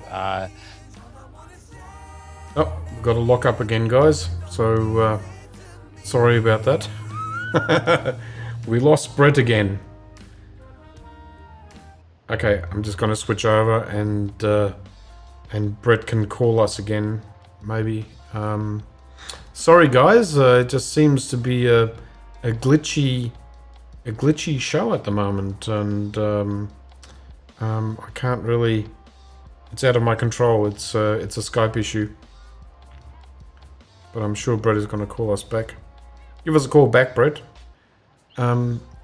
Now, and John, how you going, John? John is in the show as well. Good evening, everyone. Joined late, but have been listening for a while. Okay, seems like... Okay, I just got to hang up. Okay. I think I blocked him from coming back in because I actually still had the line open. And as I said, I'm finding these segments very interesting. Thanks for the great info, guys. And yeah, I mean, you're welcome, Azza. And we're always trying to help out people as much as we can and give new information as much as we also give instructional information for people that are fairly new to all this. And when it comes to flash and strobing, there's always been, you know, this talk about oh God, you know, how do we do it and how do we set it up? And so it's on everyone's mind when they try to make it work and it doesn't happen. Then yeah, what you have to do is ask, and we'll come up with something in the show. And yeah, okay, John says hi, Lauren, to Lauren. Okay, so now I'm just. I'm gonna be on my own lone side at the moment because Brett is obviously having still issues. I'm just waiting for him to call me back, but we can just go ahead with the critiquing. Now, guys, I have seen this picture for a very, very long time. This was done by. I just want to bring this up.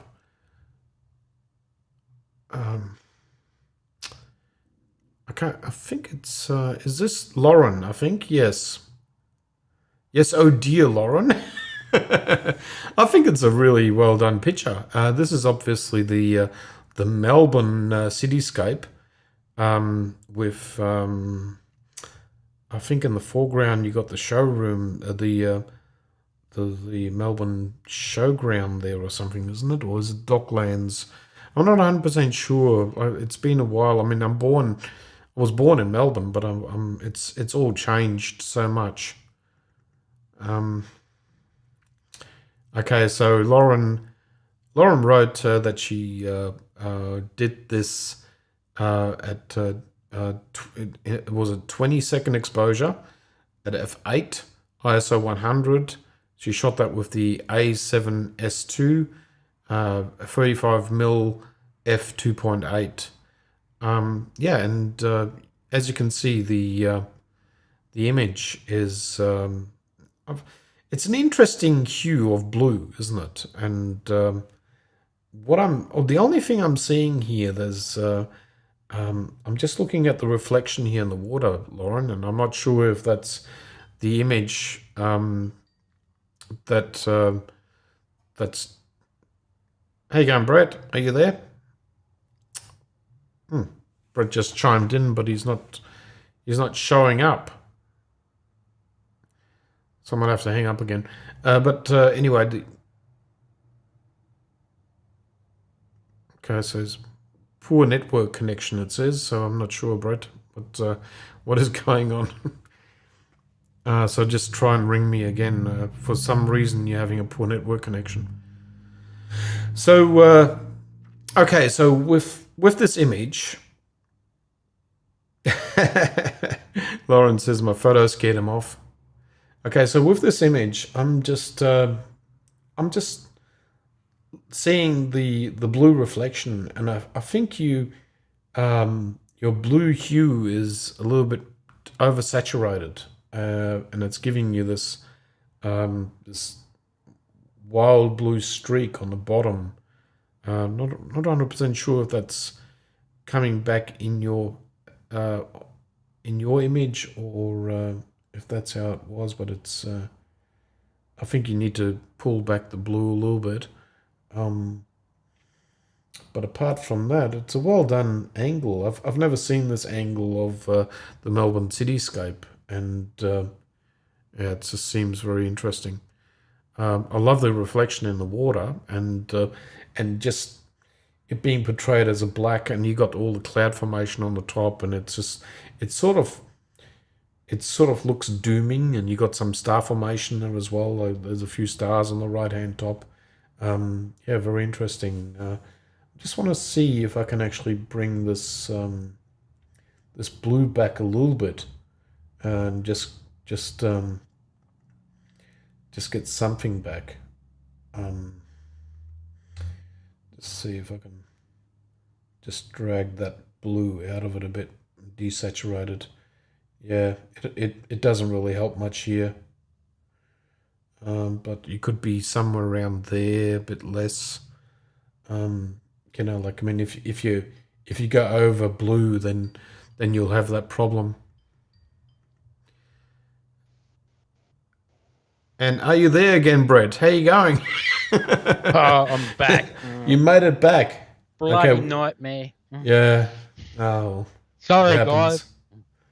Yeah. For people that don't know, Brett lives rurally.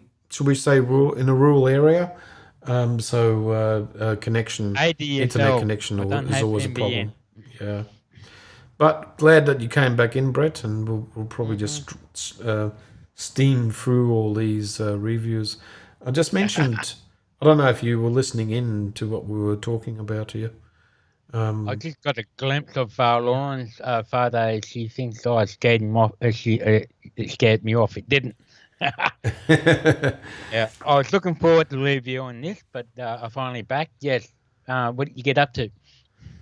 And Lauren says she's going back to the original RAW to have a look. I just mentioned the actual, that little bit of when you look at the crane up the top on that building, the reflection on the water looks a bit sort of like it looks a bit burnt in, looks a bit oversaturated, or something has happened there.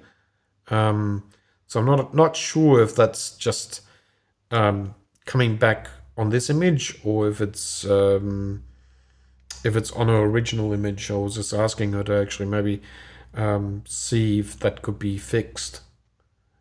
Yeah, what do you think, Brett? Well, I don't know. I don't think it's really much of an issue. Yeah, it's a nice picture. Yeah.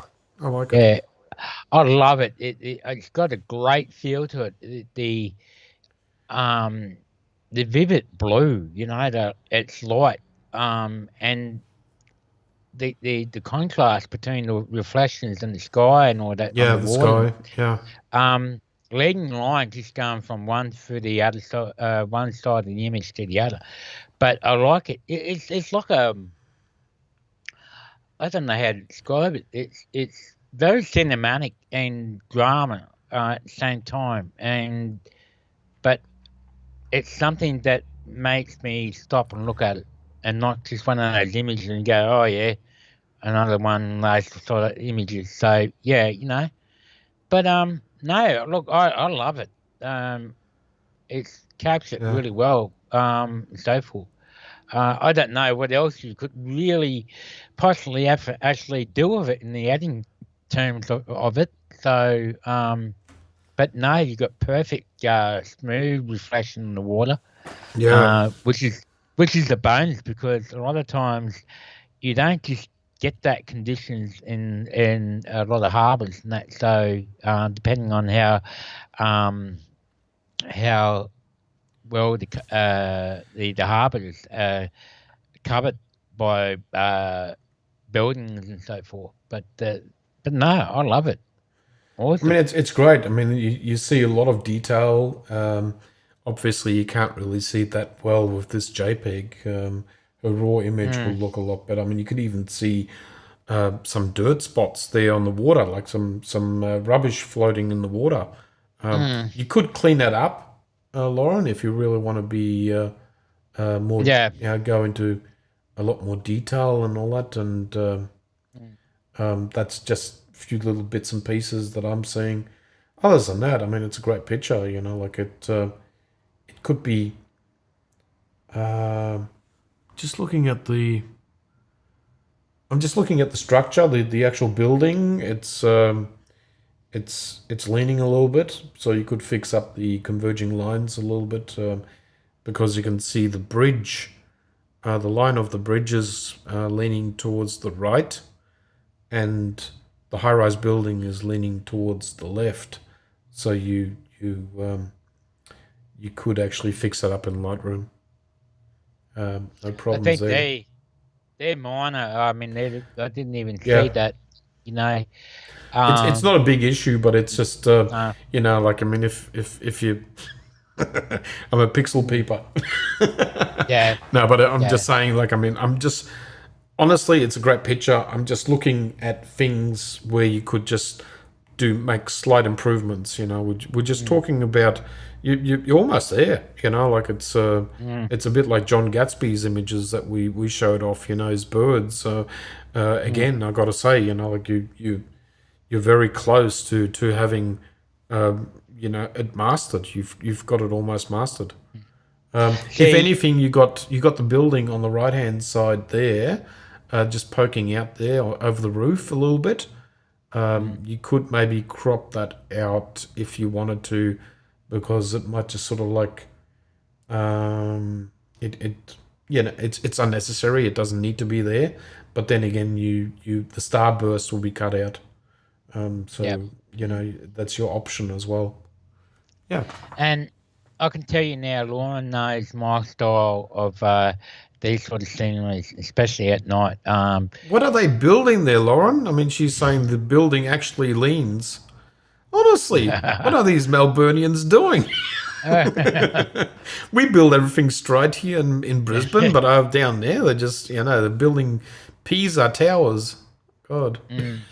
But as Lauren has learnt from us, or from me especially, that when you're doing cityscapes at night and that, utilising the clouds when they're there, and using those clouds of the light pollution for reflecting off the clouds to bring into the scene. Create the drama. If there was no clouds, this image would be a totally different shot. It'll be negative space on the bottom, negative space on the top. So you would have all sorts of issues then, but it's good shot. Good shot. I like it. I mean, I like the starbursts. They really add to the image. There is I mean, it's cranes always seem to be a big feature of our cityscapes these days. I mean, we've got the same problem here in Brisbane as well. I mean, there's constantly buildings getting erected, and cranes just never seem to disappear. Especially in South Bank. That's going to be a huge problem. It's going to make our photo walks a lot harder, but we can still do stuff around South Bank and upcoming photo walks. But but the cranes... We just keep on trying. We just keep on trying, guys.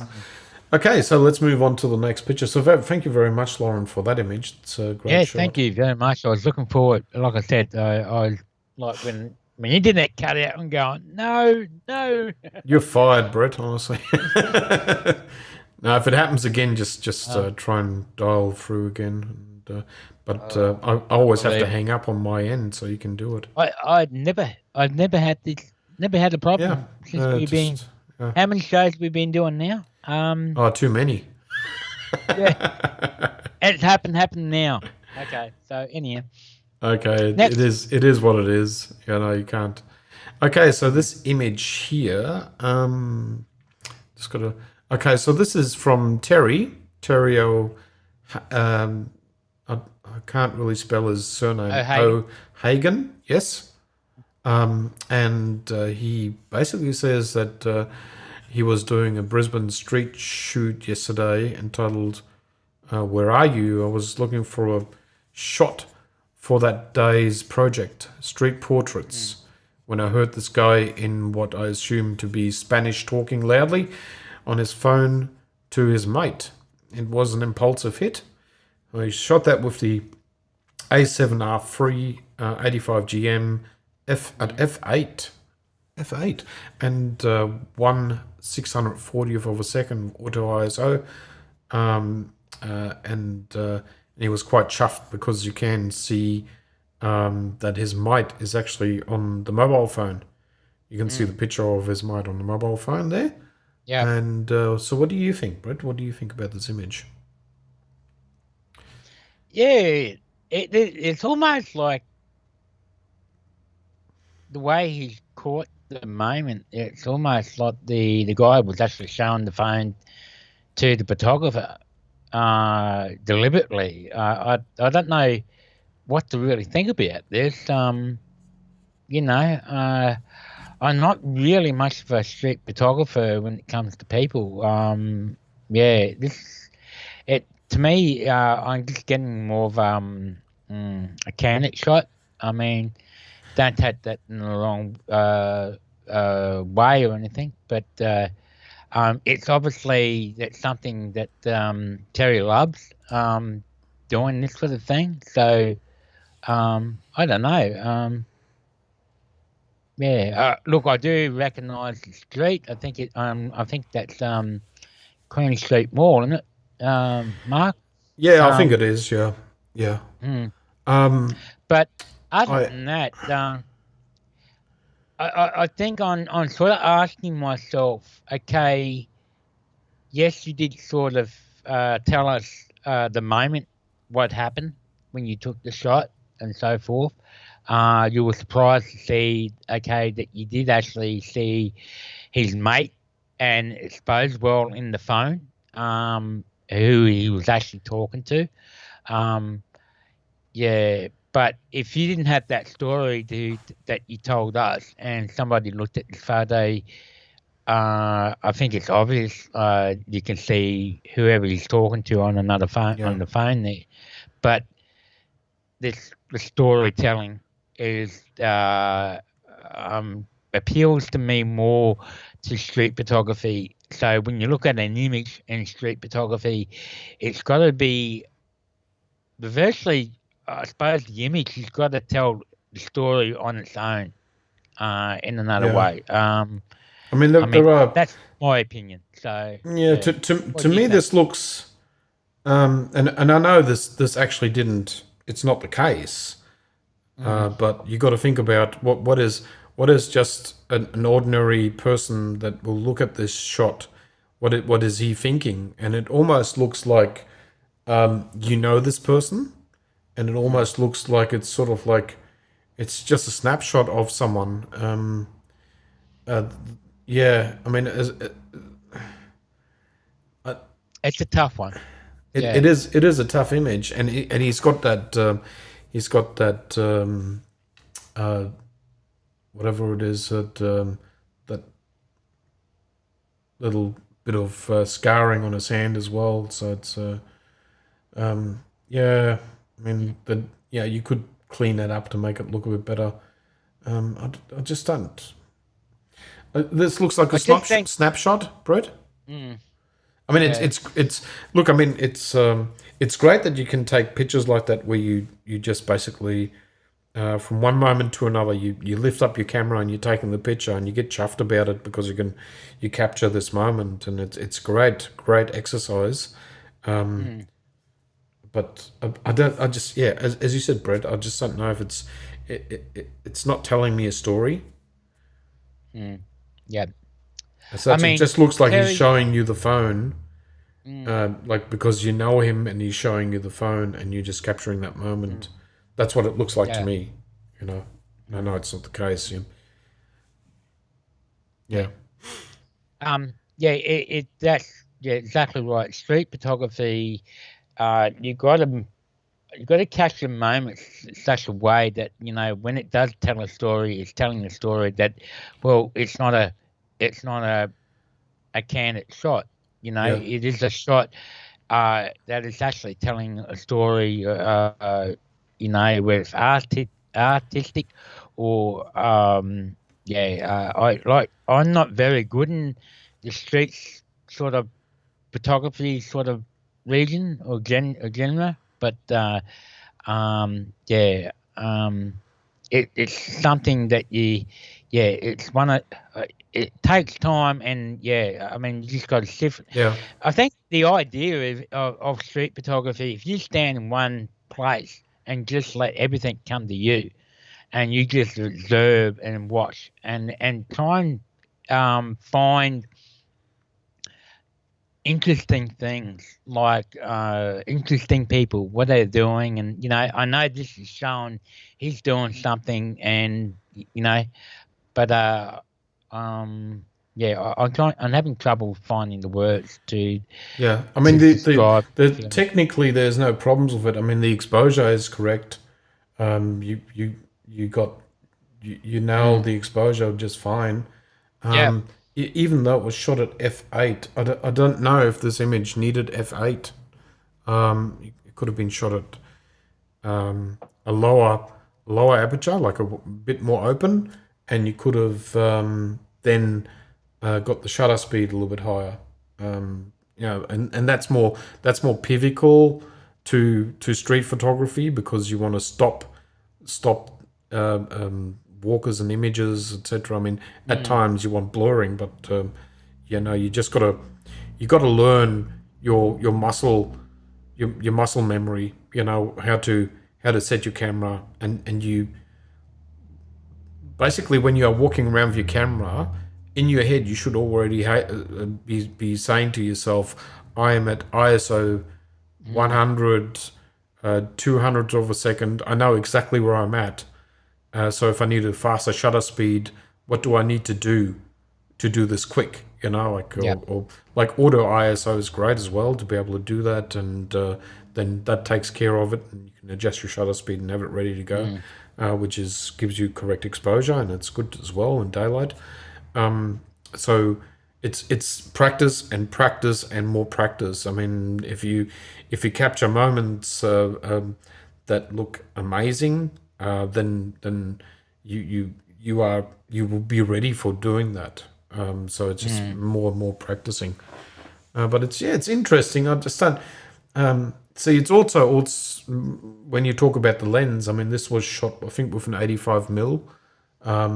And 85mm usually doesn't lend itself to street photography. Like, a street photographer wants anything from 35mm to 50mm, somewhere around there, and it gives you a little bit more distance, and it just doesn't feel like that person. It just gives you that bit more spacing.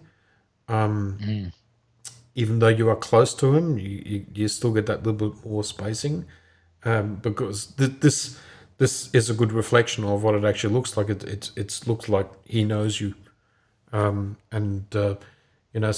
it's a great portrait image. Whether or not this is a street photography image. I mean, when you talk with street photographers, I mean, they're a breed of their own, like, I mean, they'll just be outright, this is not street photography, it's all about the lines, it's all about shadows, so it'll just go on and on. So I do agree with Lauren, and Mark, the aperture could have been like f4 or something, and just drown that background out a bit more. Or it could have been a pan shot that he was following while he was walking, and then just sort of blur the background with lines. I mean, if you sense of motion. See, if you would have, if the angle would have changed, and you maybe sort of, what goes in my head, if you would have gotten the back of him, and he's sort of like lifting a hand, he's got his mobile in the other, and he's having this excited conversation. And then you really want to know, like, oh, who's this person that he's talking to? And you sort of just, you still got the image of the camera, of the phone there, and it tells more of a story. So it's sort of like, it leaves intrigue in your mind, and your mind keeps on working and thinking what's going on here, and this is a heated conversation and anger is, or whatever it could be. He seems that he's got anxiety, but it's it is. Yep. The lens choice maybe helps. It's just a matter of just getting it. Street photography is weird stuff. But practice.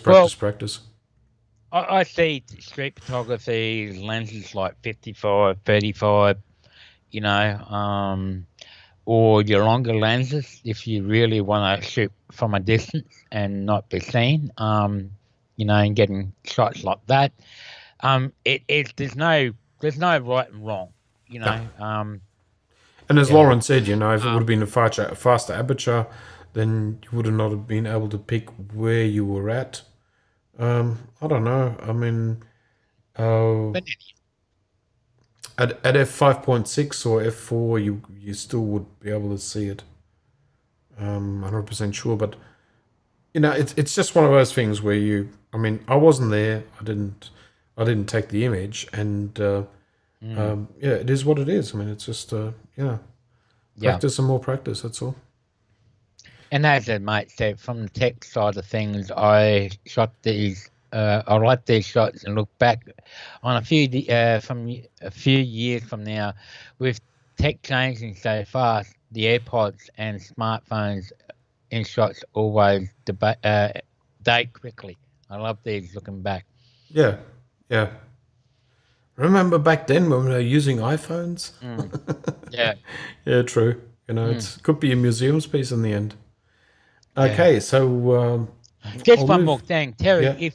If you look back in history, back in the war days, say, and those famous shots of the guy that was celebrating the war is over, even though that particular, that famous shot. Sort of dancing through the ticker. Yeah. No, I see that as street photography. Even though that particular guy was, he was actually staged. And so forth, But if they actually redid that picture, like the photographer actually asked him to go back and do it again. Yeah. But anyhow, if you're looking in the older generations of street photography, there's books about it. There's stuff online and that. Have a look to see what comes up and try and get some ideas and see what other guys are shooting.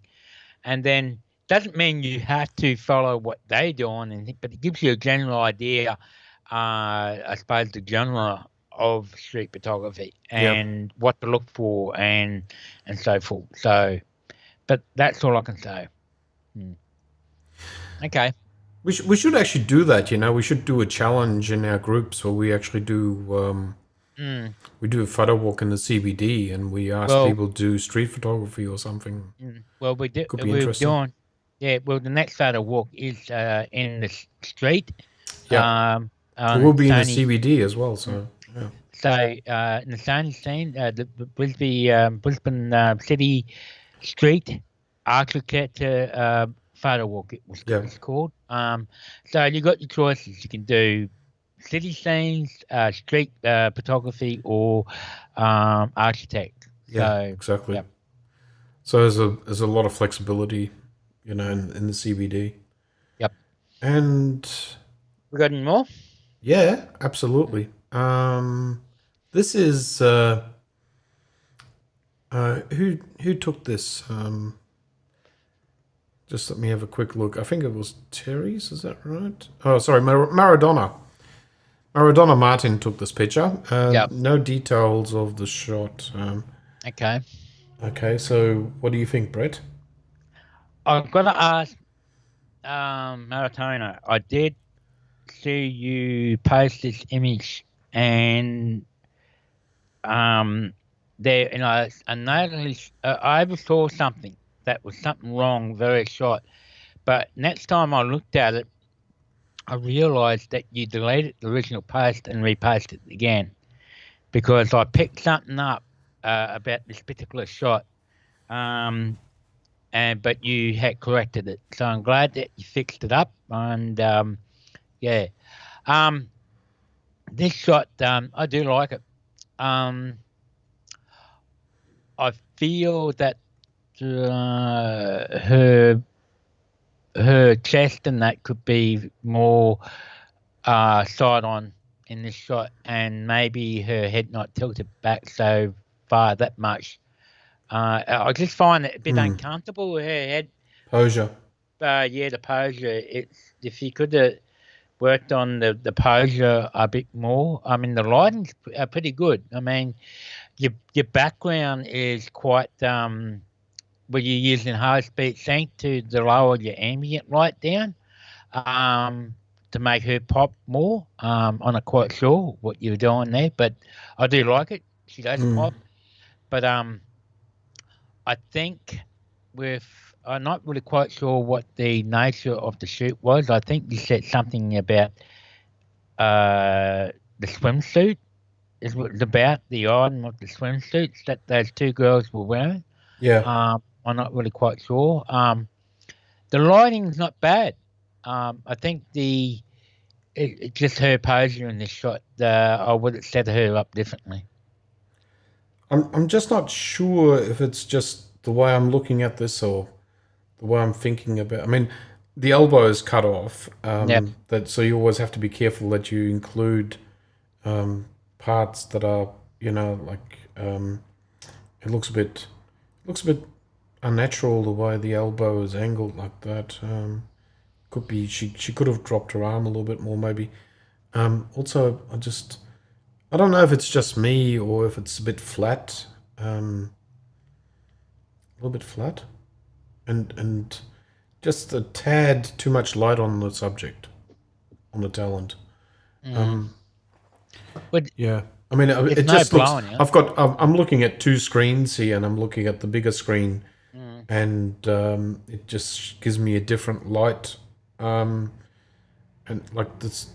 The image that we're looking at here is a bit more colorful, and there's a bit more color, more life in it. And the other image that I'm looking at, it's probably just the difference in screen. That's all. Yeah. But look, again, it's just one of those things where you. What did you shoot this with, Maradona? I'm just wondering what lens this was. I mean, just giving us a little bit more, like dropping, walking back a little bit, and just giving us a little bit more of her body, just a little bit lower. Could have been interesting, but it was a complete shoot. I mean, I've seen Maradona posted several images of this, and it just sort of. Yeah, it's interesting. I just feel that also when someone's looking at the camera, there's no, I don't really can't see, I'm not seeing much cache lights in the light because it looks like the light was it's side light on this broad light. Would I call it? It might have been.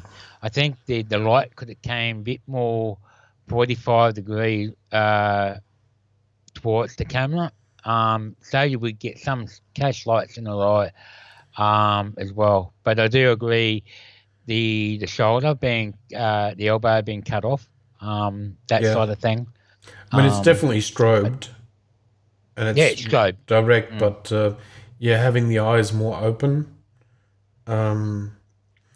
So that's always a little trick where you actually get the he does have the cache when the head falls back, the eyes close more. So so if asking the model to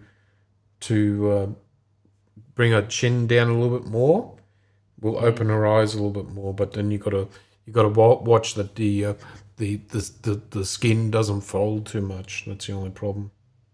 But this is a young girl, a young lady, and she's got great skin. So, and here goes Brett again. We lost Brett again. Brett, we lost you again. You're out of there. Okay, so I'm just gonna wait for Brett to pop back in, guys. So I hope that helps a little bit, Maradona, and I'm just gonna move on to the next picture. Okay, and this is another one of Maradona's, and again, same model, and yeah, I'm not 100% sure about the background. I would like to see a little bit more something happening in the back instead of just having a blue sky. The hand posure is pretty good. I wouldn't think I would want to do anything there. You got to be just a bit careful with the actual body fold in the back there where it actually folds. It is sometimes just a little bit of a twist too much. So if she twists her body over a little bit more and gets rid of that fold. So it is always the job of the photographer to always reassure that everything works on the model. I mean, you are basically the mirror for the model, and you are responsible of what you will capture.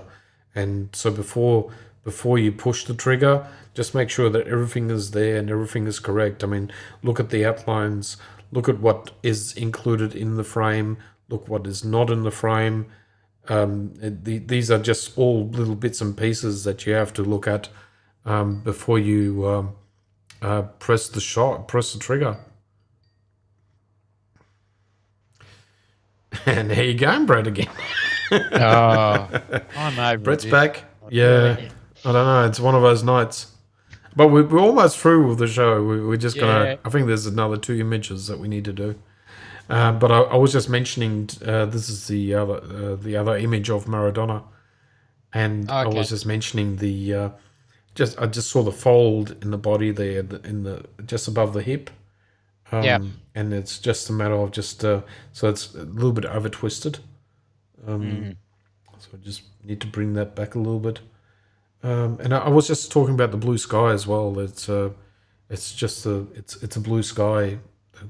Like that's always the trick, because if you crouch down and you shoot up to make the model look good, that's always the biggest problem. You will end up having, I mean, a lot of sky in the image. So you always got to be aware of what is in there.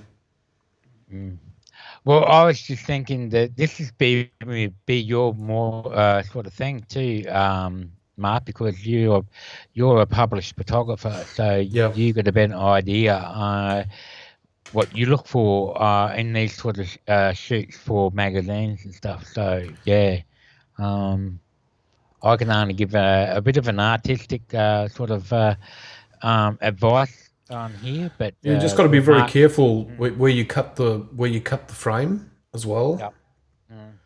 You would agree with that, Brett? Yeah. So again, I mean, you could always crop in a bit. So just I'm just gonna do a little bit of cropping, but I just find it really this very harsh light on the model. And again, she's squinting because of, I mean, this is very bright light. So we're talking about a highlight image. Yeah. So you could go more of could a go square. to something like that. Really depends on what this shoot is for, obviously. Yeah. Something about there. I don't know if he's still in the chat, but I did know that it was something about the swimsuits that they were showing off as well. Oh, the swimsuits, yeah. Yeah. Well, if you're doing swimsuits, then you've got to be really careful about the fold lines in the swimsuit. It really needs to be. You are, again, Maradona. You are the mirror for the swimsuit, and you got to make sure that this looks good. So all these folds that you see here, they need to be addressed, and they need to be sorted out. Whether or not you do that in post, or you do it while you're in the shoot and while you're doing the shoot. Yeah, I mean, you got to be very careful. I mean, you got to make sure that this all fits together. This looks like high speed sync. I'm thinking that too. Yeah, high speed sync. Yeah. I think the background could have been brought up a bit more, and the foreground brought down more. So yeah. So high speed sync in fashion usually doesn't work because it basically destroys color, and it destroys the material, the actual texture of the outfits that you are showing off. So because you want to show detail. I mean, when someone wants to go into this and have a look at the detail, I just don't know how much. Yeah, I mean, you're basically trying to sell the bikini, and it has to look perfect. It has to look fantastic. Like when you look at yeah, and just go back to a Google search or something like that, and just have a look at bikini sales and shoots of models that are actually like high-end photography, where you will see it, and you can see every little bit of detail. You can even see the stitching going along the lines. You will see every little bit of detail in the fashion industry. So yeah, it's just a look. I mean, it is just a learning curve in the fashion industry, and you will always come across. Looks like I'm going to drop out again. No, you're still here. You're still here. You're still shaking your head. Okay, well, let's move on. Okay, so Maradona is a nice image, and maybe just the cropping a little bit, and yeah, again, the folds in the skin and the folds in the bikini. Just always be aware of all this, and make sure you're still there. Just move around a little bit, Brett. Okay, Brett has dropped out again. So I'm just gonna hang up on him, and he can call me back again. Okay, now let's move on to this next image. This image comes from Azza. Well done, Azza. I like the images that you are shooting lately. I like the colors. You know, like you're spending time on seeing colors, as I can see here. You know, the gloves. You can see the garlic and the herbs actually hanging off there in red. There's just an interesting color play that's going on here. But this could have been shot with a more closed aperture, maybe. This looks like a evening night shot almost. So there might be problems with being able to do it. But yeah, I would have wanted maybe the eyes of the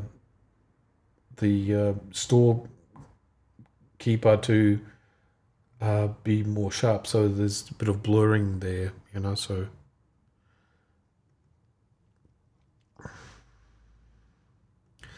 also suddenly have a craving for duck, Lauren says. Yeah, I reckon it's a cool image. Well done. No worries, Brett. Just give us another call back and see how it goes. I'm ready to receive you. Okay, so yeah, I don't think there's more that you can say. There's a bit of empty space here, like this the door frame. I would probably crop that out. I'd be probably aggressive with my cropping. have a look at. Hang on, just in the wrong section here.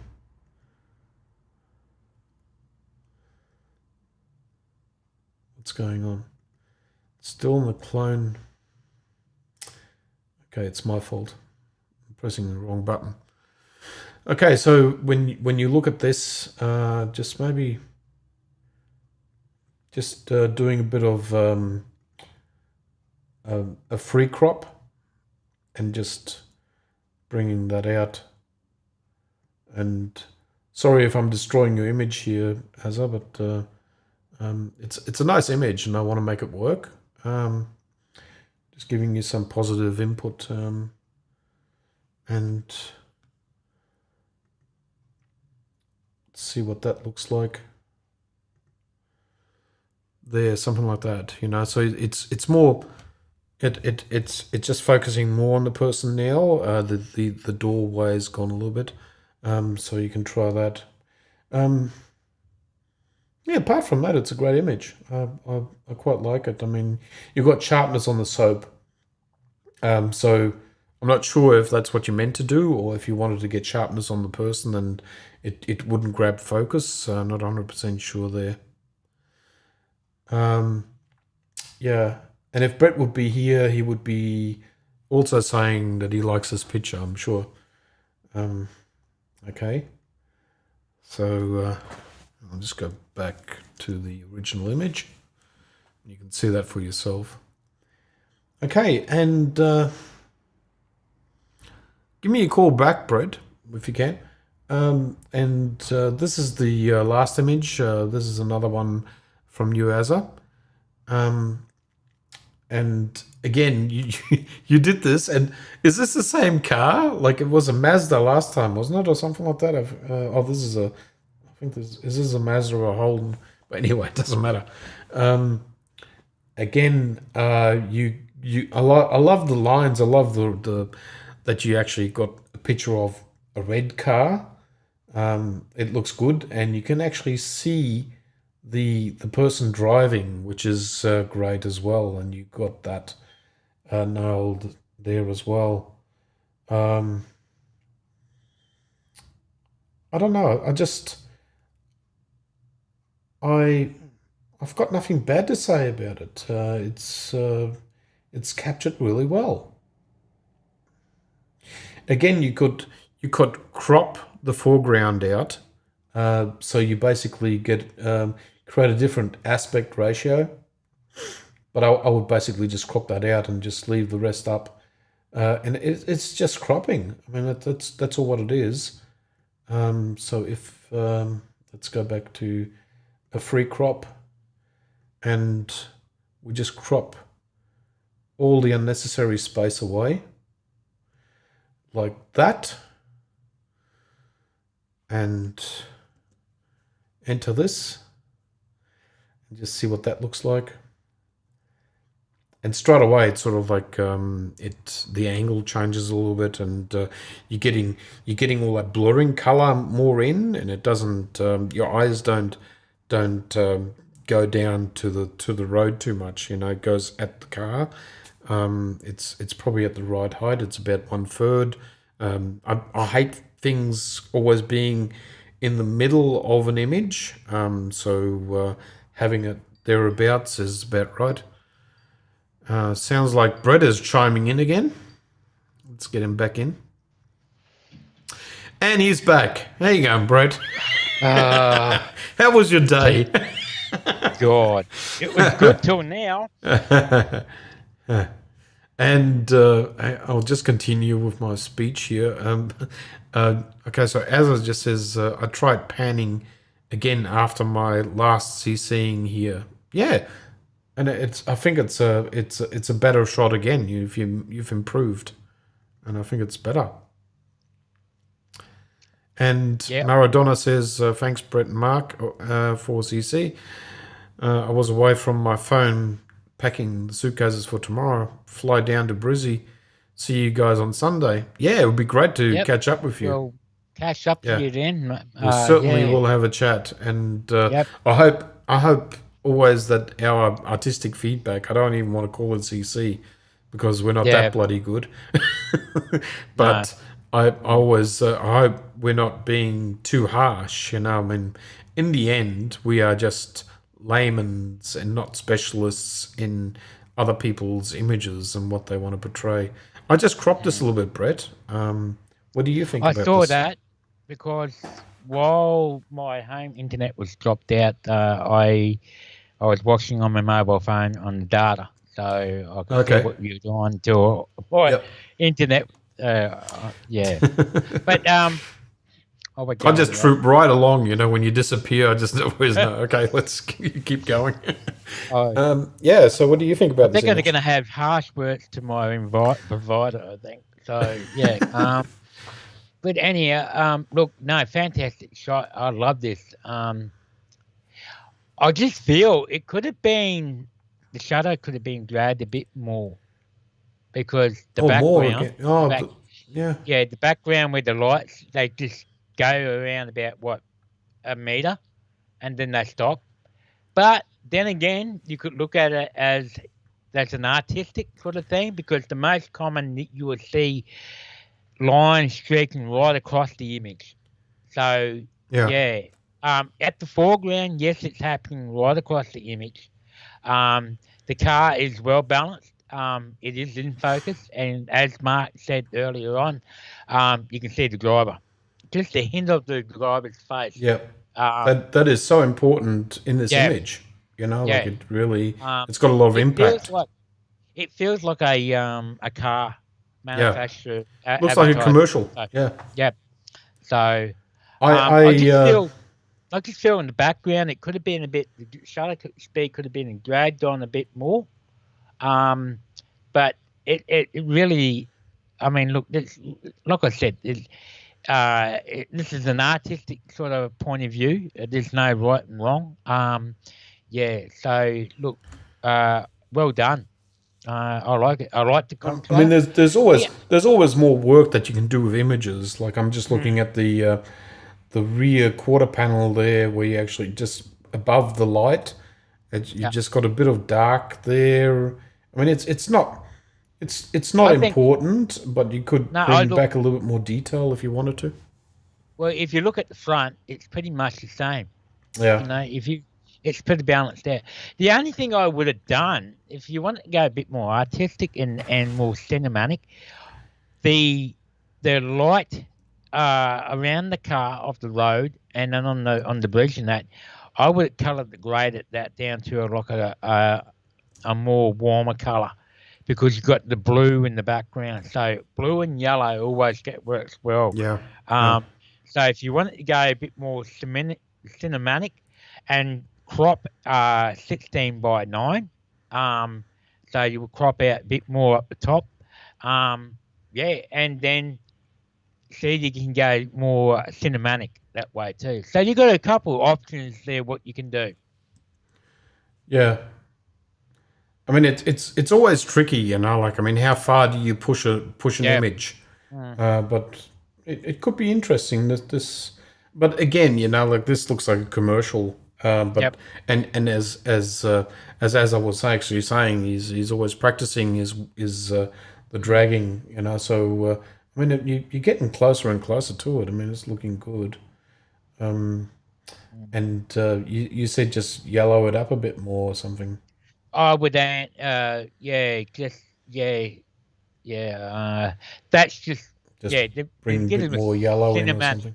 Just a cinematic look. Color grading is a different thing. If you're not used to color grading, well, I'm just pushing a bit more yellow into it. Yeah, I would go when you go into color grading and that, you can go into split tone, and you can do split toning and all that. I'm just doing this quickly, but something like this, Azza, and you are almost there. And I'm sorry that for all the other people who dropped out now, we've lost a few people. Oh, that's okay.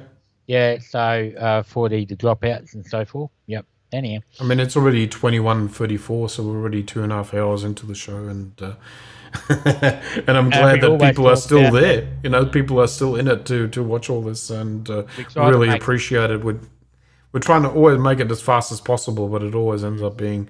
I mean, what did I say to you, Brett? Just yesterday, we were talking about. Look, I just want this show to be 2 hours. It just always goes over. So. Yeah.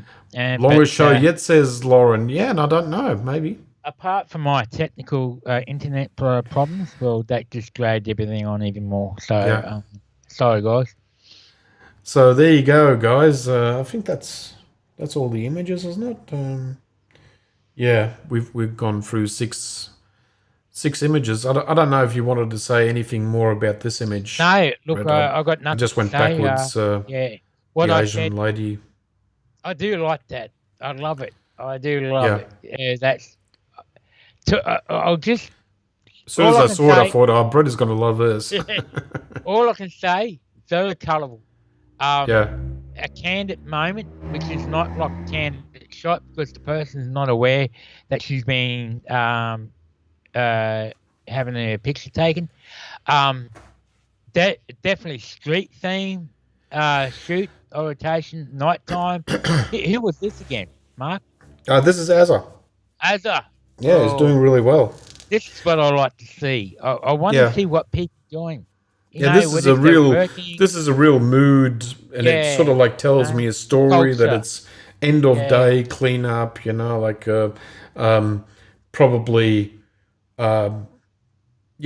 made money for the day. This is what she's got half a smile, and she's quite happy with what has happened during the day, and she's finishing the day. So it tells me the story. It's just that I would have wanted, as I said to Az, I would have wanted the focus to be more on her. So maybe the sharpness, just making a spot sharpness on the face. Instead of the sharpness is obviously on the glass and the soap. It'd be a hardcore. I mean, look, not easy. If the Sonys would be the better camera of all of them, would get that focus sharpness. Yeah. I don't know whether he had the IAF on. Focusing assist. Well, I can tell you the details about this image quickly. It's he shot that with the A7 III, a Tamron 28-75 at f3.2. Yep. At 75 mil. So it was zoomed in all the way. ISO 320. It really comes down to a lot of people don't know it that. But you've got to make sure your IAF is actually switched on. I don't think it really comes out of the box.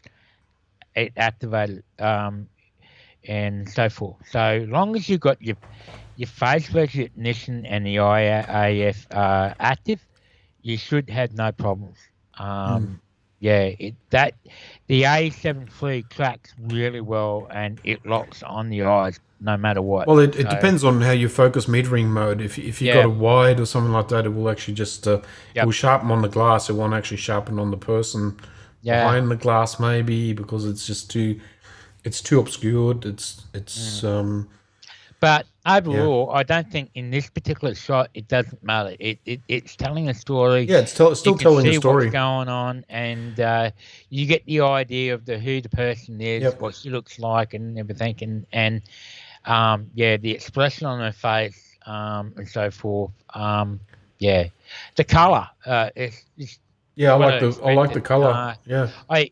And then here again, once again, you can go more cinematic if you wanted to, and do a bit of a color grade, Well, again, I mean, you could make this sort of like more gritty looking, and I don't know if you saw me cropping in a little bit, and I got rid of the doorway on the left hand side a little bit and cropped it in a bit more, so it's more about the person, but I mean, she's still in the frame, like it's a. Yeah, the window frame is actually framing her in. The environment that she's doing. I mean, even look, if you look on the right hand side, the onions, the garlic and the the peppers, is it? The peppers and that hanging on the side. I love those sort of details that you see in these shops and stuff like that. I mean, if you was in Asia and did that same sort of shot, they would have everything like that hanging around. I want to go to that shop and see how good the food is, like. Anyway, but then, even the gloves and all that. I mean, obviously, as I saw something in this, and maybe you saw the colors. I'm not 100% sure how you did see this, Azza, but a lot of people would have just walked past it and go, like, I'm not going to take the shot. And sometimes you just basically just take the image, like in a digital age, like why not take it? Like you always get surprises if you do it, and you are left out if you don't do it. So taking the image is important. You can always delete afterwards, but you can't bring back that moment. Yeah. Well done, Azza. I love that. Yeah, good shot. Yeah. I think. I mean, it just tells me the story, So it's a great shot. Yeah. Yeah, Brett. So it's 9:40 now. We're way over. And we're going to say goodbye before you drop out again. Yeah. I just want one more word. We do have a busy week. I do have a busy week next week coming up. Wednesday, I do have a live show with Camera House, Sony, as well, in Toowoomba. If I see the links and stuff like that, I'll post them in the group. So people can watch what's going on. And we have Mark and I we're going to do a shoot for Scottish Garage pin-up shoot. And then that'll be interesting. Sony Friday walk in Brisbane on Sunday. Yeah, I'm off to the Gold Coast on Friday. Then I've got to come up to Toowoomba on Saturday, and then I got to then we've got the photo walk on Sunday. So full busy weekend, busy. I better bring my socks and jocks with me and get all ready for it. It's great. It's been a great show again, Brett. And like having dropouts is never your problem. It's something that's uncontrollable. We just sometimes just can't control the Alcatel gods. Yeah, John, thank you very much for chiming in as well, and and everyone who submitted the images. We want to see more and more people submitting, obviously, and seeing where you're taking your craft, and it's just really good to see images that have been really improving. From last time. So tonight we had some beautiful images in this tonight's show too. Yeah. So with not much more to say, Brett, I hope you got a nice week coming up, and everyone here in the show has got a great week as well. And again, just mentioning that we are having 2 weeks of no live shows. I will, in the meantime, I will be trying to come up with some video work on YouTube and probably putting that up. And no live shows for 2 weeks, guys. But that will give you more time to gather up some pictures for CCing. Please do. Yeah. Okay, and whoever's going to the photo walk, we'll see you all there. And just keep posted with keep being posted about the COVID virus situation that's going on. All of those are booked. If anything does change, and you'll watch out for some notices from Sony Scene. If there is any notices, I will let people know what's changed or whatever, and so forth. So just make sure that the messages that you received are not going to your junk mail, and so forth. Fantastic. Okay, guys, and we're going to be chiming out. And have a nice week again. And it's night for me, and it's night from him. Keep on shooting. Bye, Brett, and bye, gang. Bye.